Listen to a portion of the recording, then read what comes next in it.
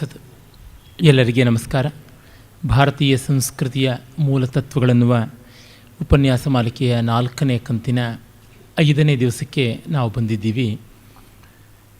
ಈ ಕಂತಿನಲ್ಲಿ ಮೊದಲ 2 ದಿವಸ ಆಗಮಗಳ ಬಗ್ಗೆ, ತಂತ್ರಾಗಮಗಳ, ದೇವಾಲಯಾದಿಗಳ ನಿರ್ಮಾಣ ಇತ್ಯಾದಿಗಳ ಬಗ್ಗೆ ಒಂದಷ್ಟು ನೋಡಿ, ಆಮೇಲೆ ಪುರಾಣ ಉಪಪುರಾಣಗಳ ಒಂದು ವಿಷಯವನ್ನು ಪರಿಚಯ ಮಾಡಿಕೊಂಡು ನಿನ್ನೆಯಿಂದ ಧರ್ಮಶಾಸ್ತ್ರದ ವಿವರಗಳ ಕಡೆಗೆ ಬಂದ್ವಿ. ನಿನ್ನೆ ಧರ್ಮಶಾಸ್ತ್ರದ ಕೆಲವೊಂದು ಅಂಶಗಳನ್ನು ಗಮನಿಸಿದ್ದಾಯಿತು. ಸೂತ್ರಗಳು, ಸ್ಮೃತಿಗಳ ಒಂದು ಸ್ಥೂಲವಾದ ಬೆಳವಣಿಗೆ, ಹಾಗೆಯೇ ಸಾಮಾನ್ಯವಾಗಿ ಬರುವಂಥ ಆಚಾರ, ವ್ಯವಹಾರ, ಪ್ರಾಯಶ್ಚಿತ್ತ, ದಂಡ ಇತ್ಯಾದಿಗಳ ಅಂಶ ಅದರದೇ ಒಂದಷ್ಟು ಮುಂದುವರಿಕೆಯಾಗಿ ಇಂದು ಕೂಡ ನೋಡಬಹುದು ಅಂತನಿಸುತ್ತೆ. ಧರ್ಮಶಾಸ್ತ್ರಗಳಲ್ಲಿ ಮೊದಲಿಗೆ ಹೇಳಿದಂತೆ ಗೃಹ್ಯ ಮತ್ತು ಶ್ರೌತ ಎಲ್ಲ ಅಂಶಗಳು ಇದ್ದರೂ ಪ್ರಧಾನವಾಗಿ ಗೃಹ್ಯ, ಅದಕ್ಕಿಂತ ಮಿಗಿಲಾಗಿ ಆಚಾರ, ವ್ಯವಹಾರ, ಪ್ರಾಯಶ್ಚಿತ್ತ, ದಂಡ ಅನ್ನುವ ಧರ್ಮಸೂತ್ರಗಳಿಗೆ ಸಂಬಂಧಪಟ್ಟ ಅಂಶಗಳು ಹೆಚ್ಚು ಕಾಣಿಸಿಕೊಳ್ಳುತ್ತವೆ ಅಂತ ಆ ಒಂದು ಎಳೆಯನ್ನು ಹಿಡದೆ ನಾವು ಮುಂದೆ ಹೋಗಬಹುದು. ಈ ಸಂದರ್ಭದಲ್ಲಿ ಗಮನಿಸಬಹುದಾದದ್ದೇನೆಂದರೆ, ನಮ್ಮಲ್ಲಿ ಬಹಳಷ್ಟು ಶ್ರೌತ ಯಾಗಗಳಿವೆ.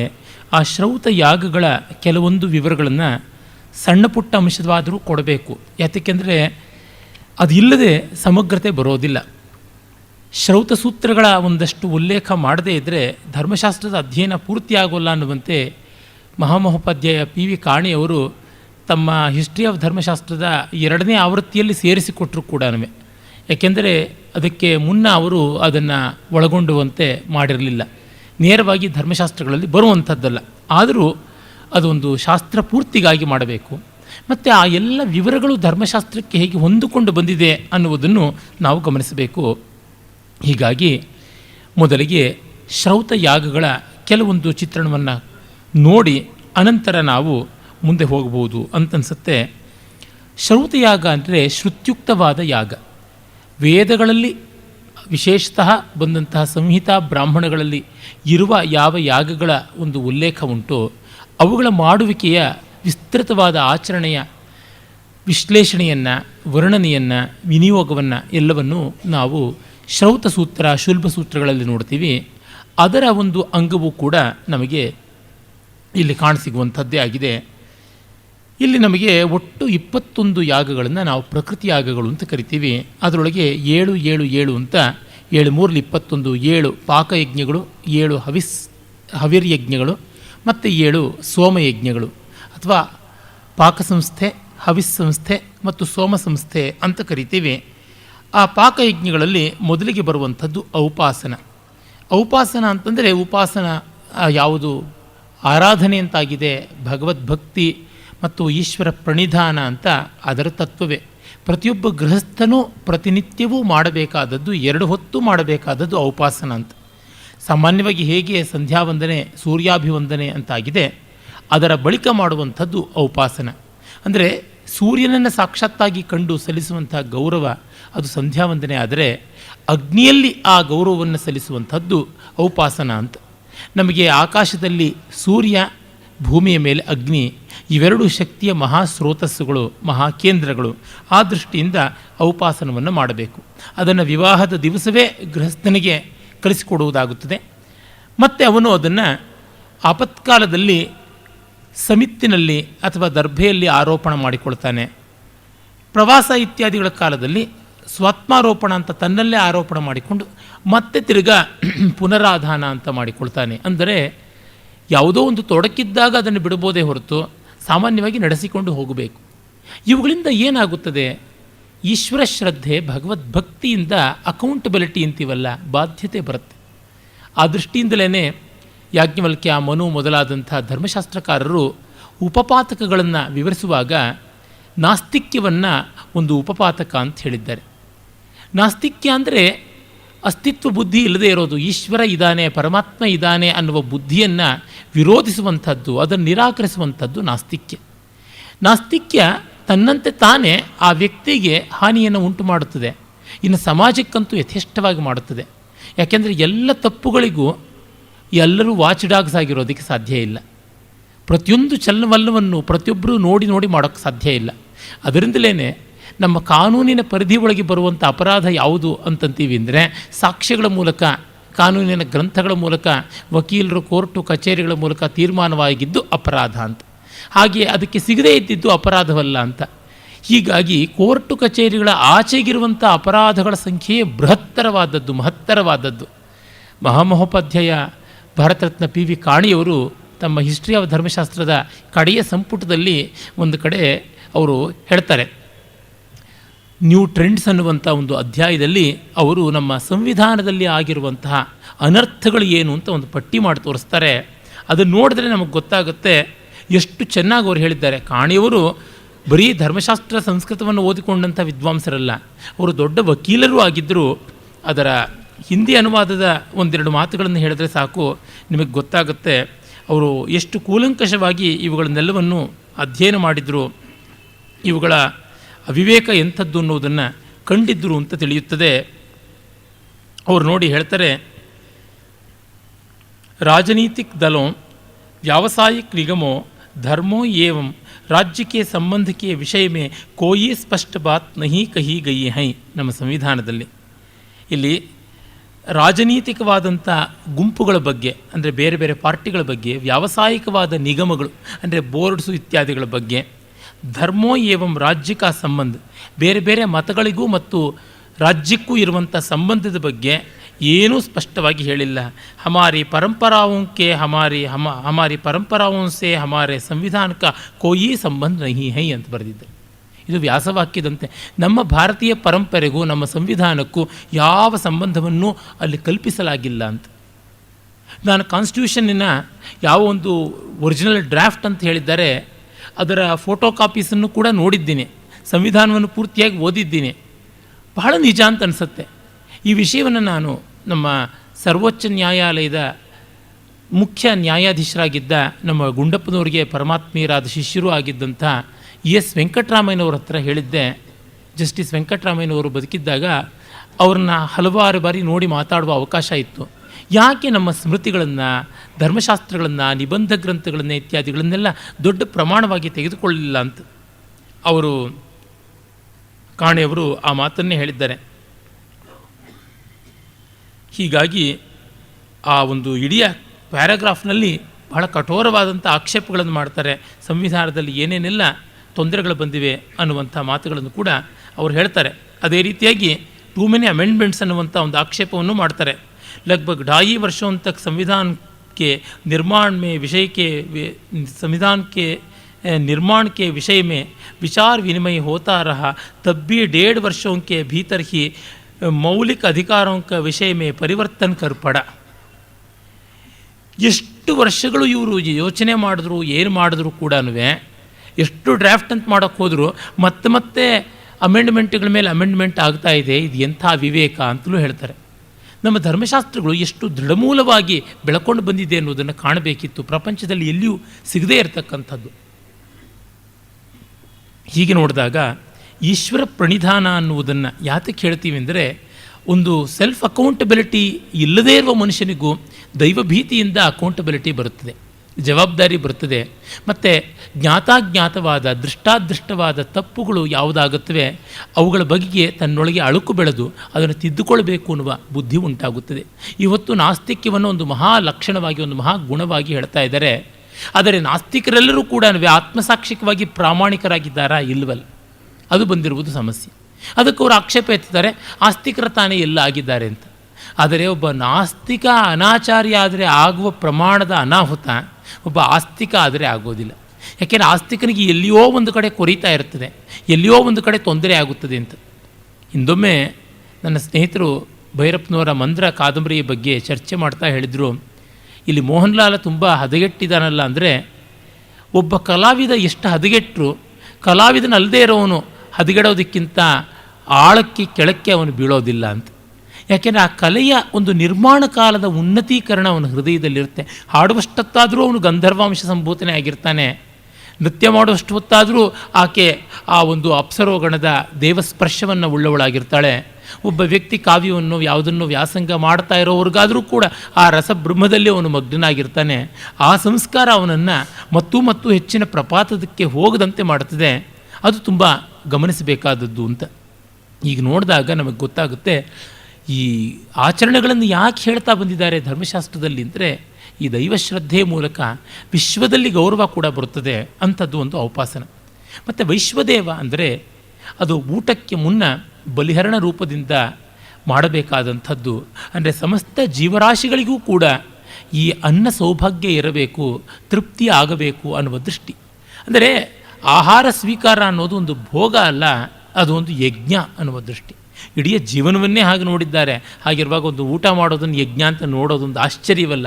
ಆದರೆ ಇಡೀ ಜೀವನ ನೋಡೋದೊಂದು ಮೆಟಫಾರ್ ಆಗಿ ಉಳಿದು ಬಿಡುತ್ತೆ. ನಿತ್ಯ ನಿತ್ಯ ನಡೆಯೋಲ್ಲ. ನಿತ್ಯ ನಿತ್ಯ ನಡೀಬೇಕಾದ್ರೆ ಹೊಟ್ಟೆಗೆ ತಳಕು ಹಾಕಬೇಕು. ದಿವಸ ನಾವು ವೈಶ್ವದೇವಾದಿಗಳನ್ನು ನಡೆಸ್ತೀವಿ ಅಂದರೆ ಆಗ ಗೊತ್ತಾಗುತ್ತದೆ. ಇದನ್ನು ನೋಡಿ ಒಬ್ಬೊಬ್ಬರು ಅವರವರ ಸಂಸ್ಕಾರಾನುಸಾರವಾಗಿ ಕ್ರಮವಾಗಿ ನಡೆಸ್ತಾ ಇರ್ತಾರೆ. ಎಲ್ಲಿವರೆಗೆ ಅಂದರೆ ನಮ್ಮ ಮನೆಗೆ ಒಬ್ಬಳು ಕೆಲಸಕ್ಕೆ ಬರ್ತಾ ಇದ್ದಳು ಬಹಳ ಹಿಂದೆ, ಶಿವಮ್ಮ ಅಂತ ಹೆಸರು, ಒಂದು 25 ವರ್ಷಗಳ ಕೆಳಗೆ. ಆಕೆಗೆ ಅಮ್ಮ ತಿಂಡಿಯನ್ನೋ ಊಟವನ್ನು ಹಾಕಿದ್ರೆ ಒಂದು ಹಿಡಿಯನ್ನು ಎತ್ತಿ ಶಿವ ನಿನಗೆ ಅಂತ ತೆಗೆದಿಡೋಳು. ಮನೆ ಮುಂದೆ ಬಂದು ರಸ್ತೆಯಲ್ಲಿ ಓಡಾಡುವ ನಾಯಿಗೋ ಅಥವಾ ಅಲ್ಲೆಲ್ಲ ಹಸು ಕರುಗಳು ಓಡಾಡುವುದು ಅವುಗಳಿಗೋ ಅದನ್ನು ಆಮೇಲೆ ಕೊಡೋವಳು. ಹಾಗೆ ಒಂದು ತುತ್ತಿಗೂ ಶಿವ ನೀ ಇವತ್ತು ಕೊಟ್ಟಿರೋ ಊಟ ಅಂತ ಹೇಳಿಬಿಟ್ಟು ತಿಂತಾ ಇದ್ದಿದ್ದು. ಆಕೆಗೆ ಯಾವ ಸ್ವಾಮಿಗಳು ಯಾವ ಪುರೋಹಿತರು ಹೋಗ್ಬಿಟ್ಟು ಇದನ್ನು ಬ್ರೈನ್ ವಾಶ್ ಮಾಡಿ ಹೇಳಿದ್ರು? ಪರಂಪರೆಯಿಂದ ಬಂದಿರುವಂಥ ಶ್ರದ್ಧೆ. ಈ ಅಲಿಖಿತವಾದಂಥ ನಿಯಮಗಳು ತುಂಬ ದೊಡ್ಡವು. ಆ ವಿಷಯದಲ್ಲಿ ಧರ್ಮಶಾಸ್ತ್ರಗಳಲ್ಲಿ ವ್ಯವಹಾರಾಧ್ಯಾಯದಲ್ಲಿ ಬರ್ತದೆ, ಲಿಖಿತ ಶಾಸನಕ್ಕಿಂತ ಜಾನಪದ ಶಾಸನ ದೊಡ್ಡದು ಅಂತ. ಲಿಖಿತ ಶಾಸನ ಅಂದರೆ ನಾನು ಬರೆದಿಟ್ಕೊಂಡಿರುವಂಥ ಶಾಸನಕ್ಕಿಂತ ಜಾನಪದ ಶಾಸನ ಅಂದರೆ ಜನಜನಿತವಾಗಿ ವಿಶ್ವಾಸದಲ್ಲಿರ್ತಕ್ಕಂಥ ಶಾಸನ ದೊಡ್ಡದು ಅಂತ. ಅನ್ರಿಟನ್ ಕಾನ್ಸ್ಟಿಟ್ಯೂಷನ್ ಅದು ತುಂಬ ದೊಡ್ಡದು ರಿಟರ್ನ್ ಕಾನ್ಸ್ಟಿಟ್ಯೂಷನ್ ಅನ್ನುವಂಥದ್ದಕ್ಕಿಂತ. ಓರಲ್ ಟ್ರೆಡಿಷನ್ ಅಂತ ನಾವು ಹೇಳ್ತೀವಲ್ಲ, ಅದರ ಬೆಲೆ ಇಲ್ಲಿ ಗೊತ್ತಾಗುವಂಥದ್ದು. ಹೀಗೆ ವೈಶ್ವದೇವ ಮತ್ತು ಪಾರ್ವಣ ಅನ್ನುವಲ್ಲಿ ನಾವು ನೋಡುವಂಥದ್ದು ಈ ಪರ್ವಗಳಿಗೆ, ಅಮಾವಾಸ್ಯೆ ಪೂರ್ಣಿಮೆಗಳಿಗೆ ಸಂಬಂಧಪಟ್ಟಂಥ ರೀತಿಯಲ್ಲಿ ಮಾಡುವಂಥ ಕರ್ಮ, ಅದು ಸ್ಥಾಲಿಪಾಕ ಹೋಮ ಅನ್ನುವ ರೀತಿಯಲ್ಲಿ ಬದಲಾವಣೆ ಆಗುವಂಥದ್ದು. ಮತ್ತು ಅಷ್ಟಕಾಶ್ರಾದ್ದ ಅದು ಅಮಾವಾಸ್ಯೆಗೆ ಸಂಬಂಧಪಟ್ಟಿದ್ದು. ಪಾರ್ವಣ ಹೋಮ ಪೂರ್ಣಿಮೆಗಾದರೆ ಅಷ್ಟಕಾಶ್ರಾದ್ದ ಅಮಾವಾಸ್ಯೆಗೆ ಸಂಬಂಧಪಟ್ಟದ್ದು. ಅಂದರೆ ಪಿತೃಗಳನ್ನು ಗೌರವದಿಂದ ನೆನೆಯುವಂಥ ರೀತಿಯದಾದದ್ದು. ಮತ್ತು ಶ್ರಾವಣ ಕರ್ಮ ಅಥವಾ ಶ್ರವಣ ಕರ್ಮ ಅನ್ನುವಂಥದ್ದು ಶ್ರಾವಣ ಮಾಸದಲ್ಲಿ ಮಾಡುವುದನ್ನು ನಿನ್ನೆ ಅದನ್ನು ಹೇಳಿಯೇ ಇದ್ದೆ. ಆಗ್ರಹಣ ಅನ್ನುವುದು ಹೇಮಂತ ಋತುವಿನಲ್ಲಿ ಮಾರ್ಗಶೀರ್ಷ ಮಾಸದಲ್ಲಿ ಮಾಡುವಂಥದ್ದು. ಮತ್ತು ಚೈತ್ರಿ ಅಂದರೆ ಚೈತ್ರ ಮಾಸದಲ್ಲಿ ಮಾಡುವಂಥದ್ದು. ಆಶ್ವಯುಜಿ ಅಂದರೆ ಶರತ್ಕಾಲದಲ್ಲಿ ಆಶ್ವೇಜ ಮಾಸದಲ್ಲಿ ಮಾಡುವಂಥದ್ದು. ಇವು ಕೃಷಿಗೆ ಸಂಬಂಧಪಟ್ಟಂತೆ ಮಾಡುವಂಥದ್ದಾಗಿತ್ತು ಅಂತ ಗೊತ್ತಾಗುತ್ತದೆ. ಚೈತ್ರ ಮಾಸ ಅದು ಒಂದು ವಿಶಿಷ್ಟವಾದದ್ದು, ಈಗಿರುವಂಥ ವಸಂತ ಋತು. ಆಮೇಲೆ ವರ್ಷಾಕಾಲದಲ್ಲಿ ಶ್ರಾವಣದಲ್ಲಿ, ಅದಾದ ಮೇಲೆ ಶರತ್ಕಾಲದಲ್ಲಿ ಆಶ್ವಯುಜದಲ್ಲಿ, ಮತ್ತು ಹೇಮಂತ ಕಾಲದಲ್ಲಿ ಆಗ್ರಹಾಯಣಿ ಅಂತ ಅಥವಾ ಆಗ್ರಹಣ ಅಂತ ಹೀಗೆ ಮಾಡುವಂಥದ್ದು. ಇದು 7 ನಾವು ಪಾಕಯಜ್ಞಗಳು ಅಂತ ಕರೀತಾರೆ. ಅಂದರೆ ಇಲ್ಲಿ ಅನ್ನವನ್ನು ಬೇಯಿಸಿ ಅಥವಾ ತುಪ್ಪವನ್ನು ಸೇರಿಸಿ ಮಾಡುವಂಥದ್ದು. ಪಾಕ ಅಂತಂದರೆ ಅಡುಗೆ ಮಾಡಿದ್ದನ್ನು ಆಹುತಿ ಕೊಡುವಂಥದ್ದು ಅಂತ. ನಾನು ಬಳಸುವಂಥದ್ದನ್ನು ಪರಮಾತ್ಮನಿಗೆ ಅರ್ಪಣೆ ಮಾಡಿ ತಿಂತೀನಿ ಎನ್ನುವ ನೈವೇದ್ಯದ ಸ್ವರೂಪವನ್ನೇ ಇಲ್ಲಿ ಕಾಣ್ತೀವಿ. ಅದಾದ ಮೇಲೆ ಹವಿರ್ ಯಜ್ಞದಲ್ಲಿ 7 ಅಗ್ನಿಹೋತ್ರ ಅಂತ, ಅದು ತ್ರೇತಾಗ್ನಿಗಳನ್ನು ಇಟ್ಟುಕೊಂಡವನು ಮಾಡ್ತಾನೆ. ಗೃಹ್ಯಾಗ್ನಿ ಅಂತ ವಿವಾಹ ಕಾಲದಲ್ಲಿ ಯಾವ ಅಗ್ನಿಯ ಸಾಕ್ಷಿಕವಾಗಿ ಮದುವೆ ಮಾಡಿಕೊಂಡು ಹೋಮ ಮಾಡಿದನೋ ಅದರೊಳಗೆ ಮಾಡುವುದು ಔಪಾಸನವಾದರೆ, ಹಾಗಲ್ಲದೆ ಪ್ರತ್ಯೇಕವಾಗಿ 3 ಅಗ್ನಿಗಳನ್ನು ಸಂಪಾದಿಸಿಕೊಳ್ಳಬೇಕು. ಗರ್ಭಪತ್ಯ, ಆಹವನೀಯ, ದಕ್ಷಿಣ ಅನ್ನುವಂಥ ಅಗ್ನಿಗಳನ್ನು. ಆ ಅಗ್ನಿಗಳಲ್ಲಿ ಪ್ರಾತಃ ಕಾಲ ಮತ್ತು ಸಾಯಂಕಾಲದಲ್ಲಿ ಸೂರ್ಯೋದಯ ಮತ್ತು ಸೂರ್ಯಾಸ್ತದ ಹೊತ್ತನ್ನು ಸರಿಯಾಗಿ ಸಾಧಿಸಿ ಮಾಡುವಂಥದ್ದು ಅಗ್ನಿಹೋತ್ರ ಅಂತ. ಅಲ್ಲಿ ಕ್ಷೀರಾಹುತಿ ಕೊಡುವಂಥದ್ದು. ಆಮೇಲೆ ಈ ಪಾರ್ವಣ ಮತ್ತು ಅಷ್ಟಕ ಶ್ರಾದ್ದ ಅಂತಂತೀವಲ್ಲ, ಅದಕ್ಕೆ ಸಂವಾದಿಯಾಗಿ ಬರುವಂಥದ್ದು ದರ್ಶಪೂರ್ಣಮಾಸಿ ಎಷ್ಟಿ ಅಂತ. ದರ್ಶ ಅಂದರೆ ಅಮಾವಾಸ್ಯೆ. ಈ ಶಬ್ದದ ಅರ್ಥ ಸ್ವಾರಸ್ಯ ನೋಡಿ ಗೊತ್ತಾಗುತ್ತದೆ. ಅವು ದರ್ಶ ಅನ್ನೋದಕ್ಕೆ ನೋಟ ಅನ್ನುವ ಅರ್ಥನೂ ಉಂಟು. ದೃಶ್ಯಧಾತುವಿನಿಂದ ಬಂದಂಥ ಶಬ್ದ. ಅಮಾವಾಸ್ಯೆಯಲ್ಲಿ ಚಂದ್ರನೇ ಇಲ್ಲ, ಇನ್ನೇನು ನೋಡೋದು ಅಂದರೆ ಚಂದ್ರ ನಮಗೆ ಕಾಣದಿದ್ದರೂ ಇದಾನೆ ಅನ್ನುವ ದರ್ಶನ ಬೇಕು ಅಂತ. ವಸ್ತುತಃ ಅಮಾವಾಸ್ಯೆ ಆಕಾಶದಲ್ಲಿ ಚಂದ್ರ ಕಾಣಿಸಲಿಲ್ಲ ಅಂದರೆ ಚಂದ್ರ ಇಲ್ಲ ಅಂತಲ್ವಲ್ಲ, ನಾವು ಚಂದ್ರನಿಗೆ ಬೆನ್ನು ಹಾಕಿದ್ದೀವಿ. ಭೂಮಿಯ ಚಂದ್ರನಿಗೆ ಬೆನ್ನು ಹಾಕಿದೆ ಅಷ್ಟೇ. ನಮ್ಮ ಭಾಗದ ಭೂಮಿ ಅಂತಂದರೆ ನಮಗೆ ಸ್ಪಷ್ಟವಾಗಿ ತಿಳಿಯುತ್ತದೆ. ಚಂದ್ರ ಹೇಗೆ ಅಗೋಚರನಾಗಿದ್ದರೂ ಗೋಚರ ಅನ್ನುವಂಥ ಒಂದು ವಿಶ್ವಾಸ ಬೇಕು, ಹಾಗೆ ಈಶ್ವರ ಅಗೋಚರನಾಗಿದ್ದರೂ ಅವನು ನಮಗೆ ಸಂವೇದ್ಯ ಅನ್ನುವ ಭಾವ ಬೇಕು ಅಂತ ದರ್ಶ ಅನ್ನುವ ಹೆಸರು ಇಟ್ಟಿರ್ತಕ್ಕಂಥದ್ದು. ಇನ್ನು ಚಂದ್ರ ತುಂಬು ಬೆಳದಿಂಗಳಿಂದ ಎಲ್ಲ ಕಲೆಗಳಿಂದ ತುಂಬಲ್ಪಟ್ಟವನಾಗಿದ್ದಾನೆ. ಹಾಗಾಗಿ ಅವನನ್ನು ನಾವು ಪೂರ್ಣಿಮಾ ಚಂದ್ರ ಅಂತೀವಿ, ಪೌರ್ಣಮಾಸ್ಯ ಅಂತ ಹಾಗೆ ಕರೆಯುವಂಥ ದರ್ಶಪೂರ್ಣಮಾಸ ಇಷ್ಟಿಗಳಿಂದ ಆರಾಧನೆ ಮಾಡುವಂಥದ್ದು. ಅಲ್ಲಿ ನಮಗೆ 4 ಜನ ಋತ್ವಿಜರು ಬೇಕಾಗ್ತಾರೆ. ಹೋತೃ ಇರ್ತಾನೆ, ಬ್ರಹ್ಮ ಇರ್ತಾನೆ, ಅಗ್ನಿಧ್ರ ಇರ್ತಾನೆ, ಮತ್ತಿರ್ಗ ಅಧ್ವರ್ಯು ಇರ್ತಾನೆ. ಅಧ್ವರ್ಯು, ಹೋತೃ, ಬ್ರಹ್ಮ, ಅಗ್ನಿಧ್ರ ಇವರು 4 ಜನ ಸೇರಿಕೊಂಡು ಮಾಡುವಂಥದ್ದು ಅಗ್ನಿಹೋತ್ರ. ಅಲ್ಲಿ ಸಾಮದ ಪ್ರಸ್ತಾವ ಇರೋಲ್ಲ. ಸಾಮವೇದ ಬರುವುದು ಕೇವಲ ಸೋಮ ಸಂಸ್ಥೆಗಳಲ್ಲಿ. ಸೋಮಯಾಗಗಳ ಕ್ರಮದಲ್ಲಿ ಮಾತ್ರ ಸಾಮಕ್ಕೆ ಅವಕಾಶ ಉಂಟು. ಮಿಕ್ಕ ಯಾಗಗಳಲ್ಲಿ ಸಾಮದ ಪ್ರಮೇಯ ಬರುವುದಿಲ್ಲ. ಅಲ್ಲಿ ಆ ಒಂದು ದರ್ಶಪೂರ್ಣಮಾಸೆಯಷ್ಟಿಗಳನ್ನು ಎಲ್ಲ ಯಜ್ಞಗಳಿಗೆ ಪ್ರೋಟೋಟೈಪ್ ಆಗಿರುವಂಥದ್ದು ಅಂತ ಬಿಟ್ಟು ನಾವು ನೋಡ್ತೀವಿ. ಅಂದರೆ ಅದೊಂದು ಮಾಡೆಲ್, ಅದನ್ನು ಬೇಸ್ ಮಾಡಿಕೊಂಡು ಮಿಕ್ಕದ್ದು ಎಲ್ಲ ಅಂತ ಹೇಳಿಬಿಟ್ಟಿದ್ನು. ಈಗ ಸಾಮಾನ್ಯವಾಗಿ ಸರಳೆ ವರಸೆ, ಜಂಟಿ ವರಸೆ ಅಂತ ಯಾವುದುಂಟು, ಆ ಸರಳೆ ಜಂಟಿ ವರಸೆಗಳೇನೆ ಎಲ್ಲ ವರ್ಣಾದಿಗಳ ಒಂದು ಗಾನಕ್ಕೆ ಮಾತೃಕಾಪ್ರಾಯವಾಗಿರುವಂಥದ್ದು. ಹಾಗೆಯೇ ಅಲಂಕಾರಗಳು ಅಂತ ಯಾವುದಿವೆ, ಆ ಅಲಂಕಾರಗಳು ಎಲ್ಲ ಬಗೆಯ ತಾಳಕ್ರಮಗಳ ವಿನ್ಯಾಸಕ್ಕೆ ಕೂಡ ಮಾತೃಕಾಪ್ರಾಯವಾದದ್ದು ಅಂತ. ಹಾಗೆ ಆ ರೀತಿಯಾಗಿ ನೋಡಬಹುದಾದದ್ದು ಅಂತ.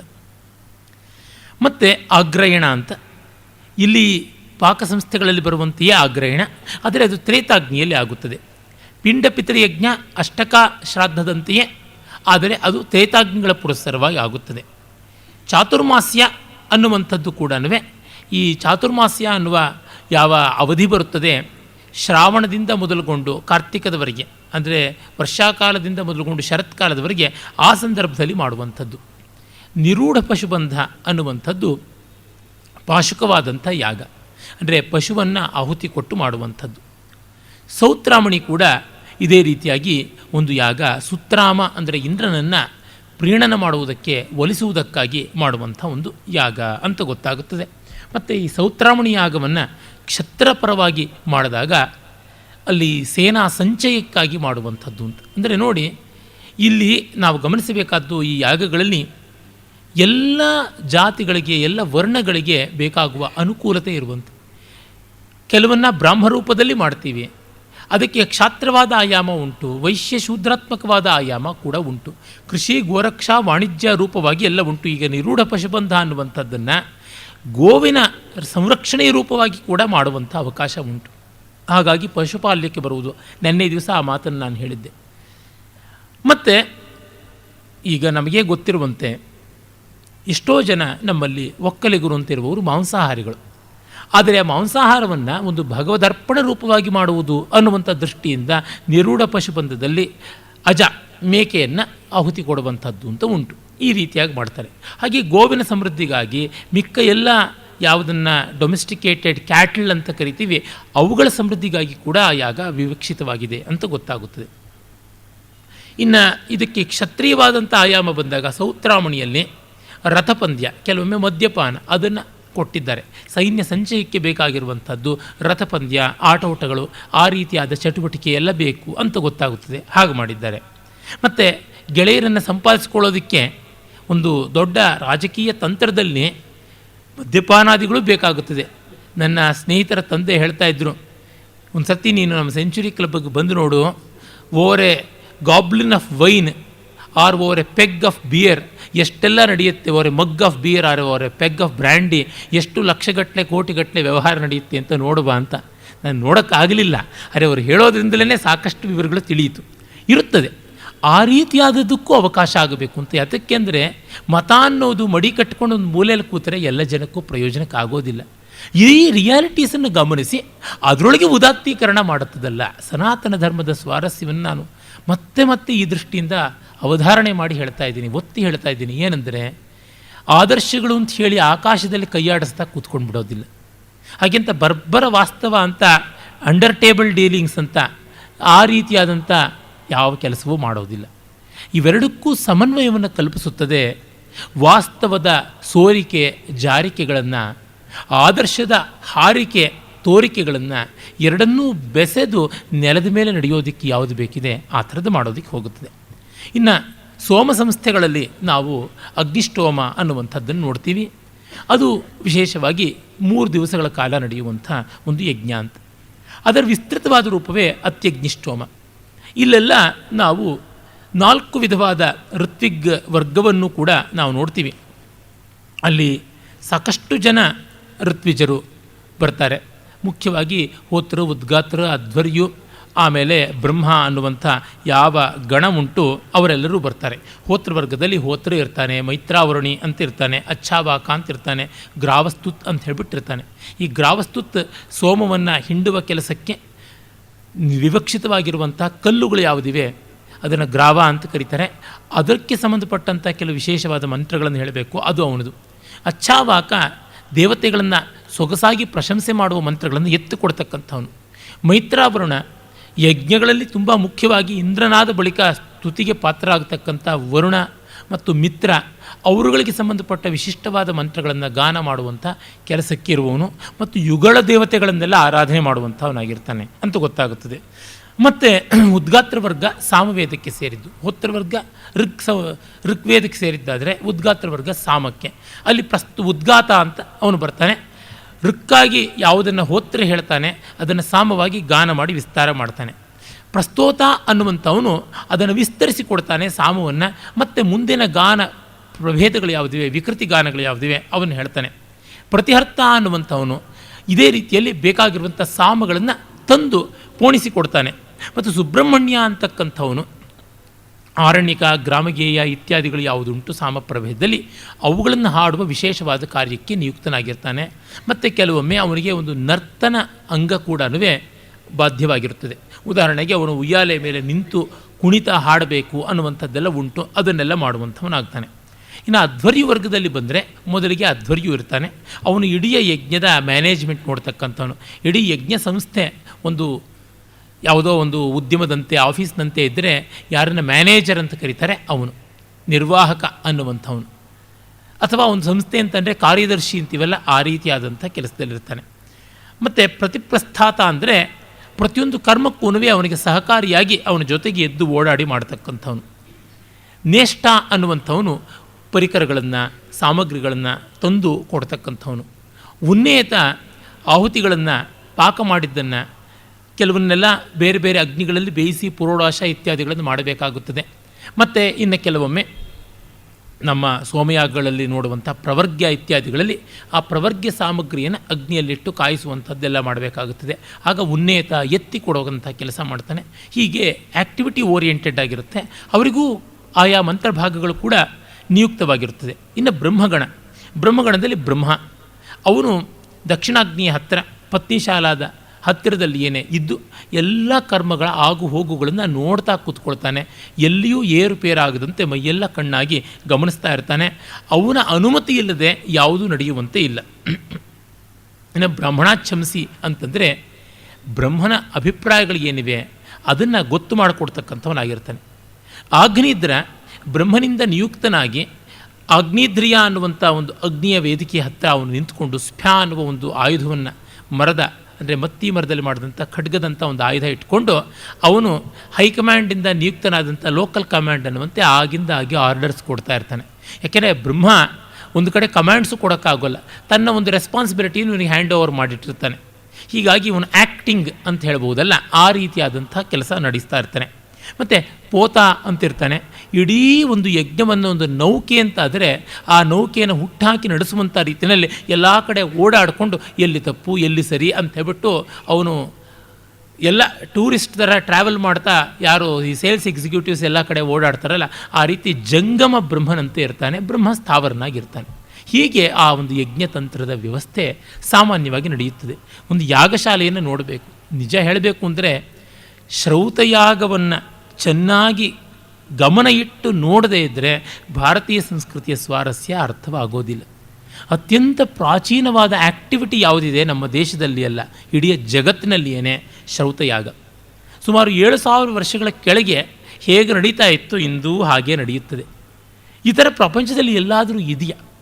ಅದನ್ನು ನಾವು ನೋಡಬೇಕು. ನಮ್ಮ ದೇಶದಲ್ಲಿ ಇವತ್ತಿನ ಜನ ಎಷ್ಟು ನಿರ್ವೀರ್ಯರಾಗಿದ್ದಾರೆ, ಎಷ್ಟು ನಿಷ್ಕರುಣಿಗಳಾಗಿದ್ದಾರೆ, ಎಷ್ಟು ಕೃತಜ್ಞರಾಗಿದ್ದಾರೆ ಅಂದರೆ ಇದನ್ನು ಯಾವುದೂ ಗಮನಿಸಿಕೊಳ್ಳಲ್ಲ. ಈಗಷ್ಟೇ ನಮ್ಮ SR ರಾಮಸ್ವಾಮಿಯವರ ಜೊತೆಗೆ ಮಾತಾಡ್ತಾ ಇದ್ದಾಗ ಬಂತು, ಇದು ಕೌಟಿಲ್ಯನ ಅರ್ಥಶಾಸ್ತ್ರದ ಒಂದು ಲೋಕಾರ್ಪಣದ ಮುದ್ರಣ ಪ್ರತಿಯ ಲೋಕಾರ್ಪಣದ ಆ ಆವಿಷ್ಕಾರದ ಶತಮಾನೋತ್ಸವ ತಮಗೆಲ್ಲ ಗೊತ್ತೇ ಇದೆ. ಈ ಸಂಸ್ಥೆ ಮೊದಲಿಗೆ ಅದನ್ನು ಮುಂಚೂಣಿಯಲ್ಲಿ ನಿಂತು ನಡೆಸಿದ್ದಾಯಿತು. ಇದನ್ನು ನಮ್ಮ ಕೇಂದ್ರ ಸರ್ಕಾರ ಮೊದಲು ಪಾರ್ಲಿಮೆಂಟಿಂದ ಶುರು ಮಾಡಬೇಕಾಗಿತ್ತು.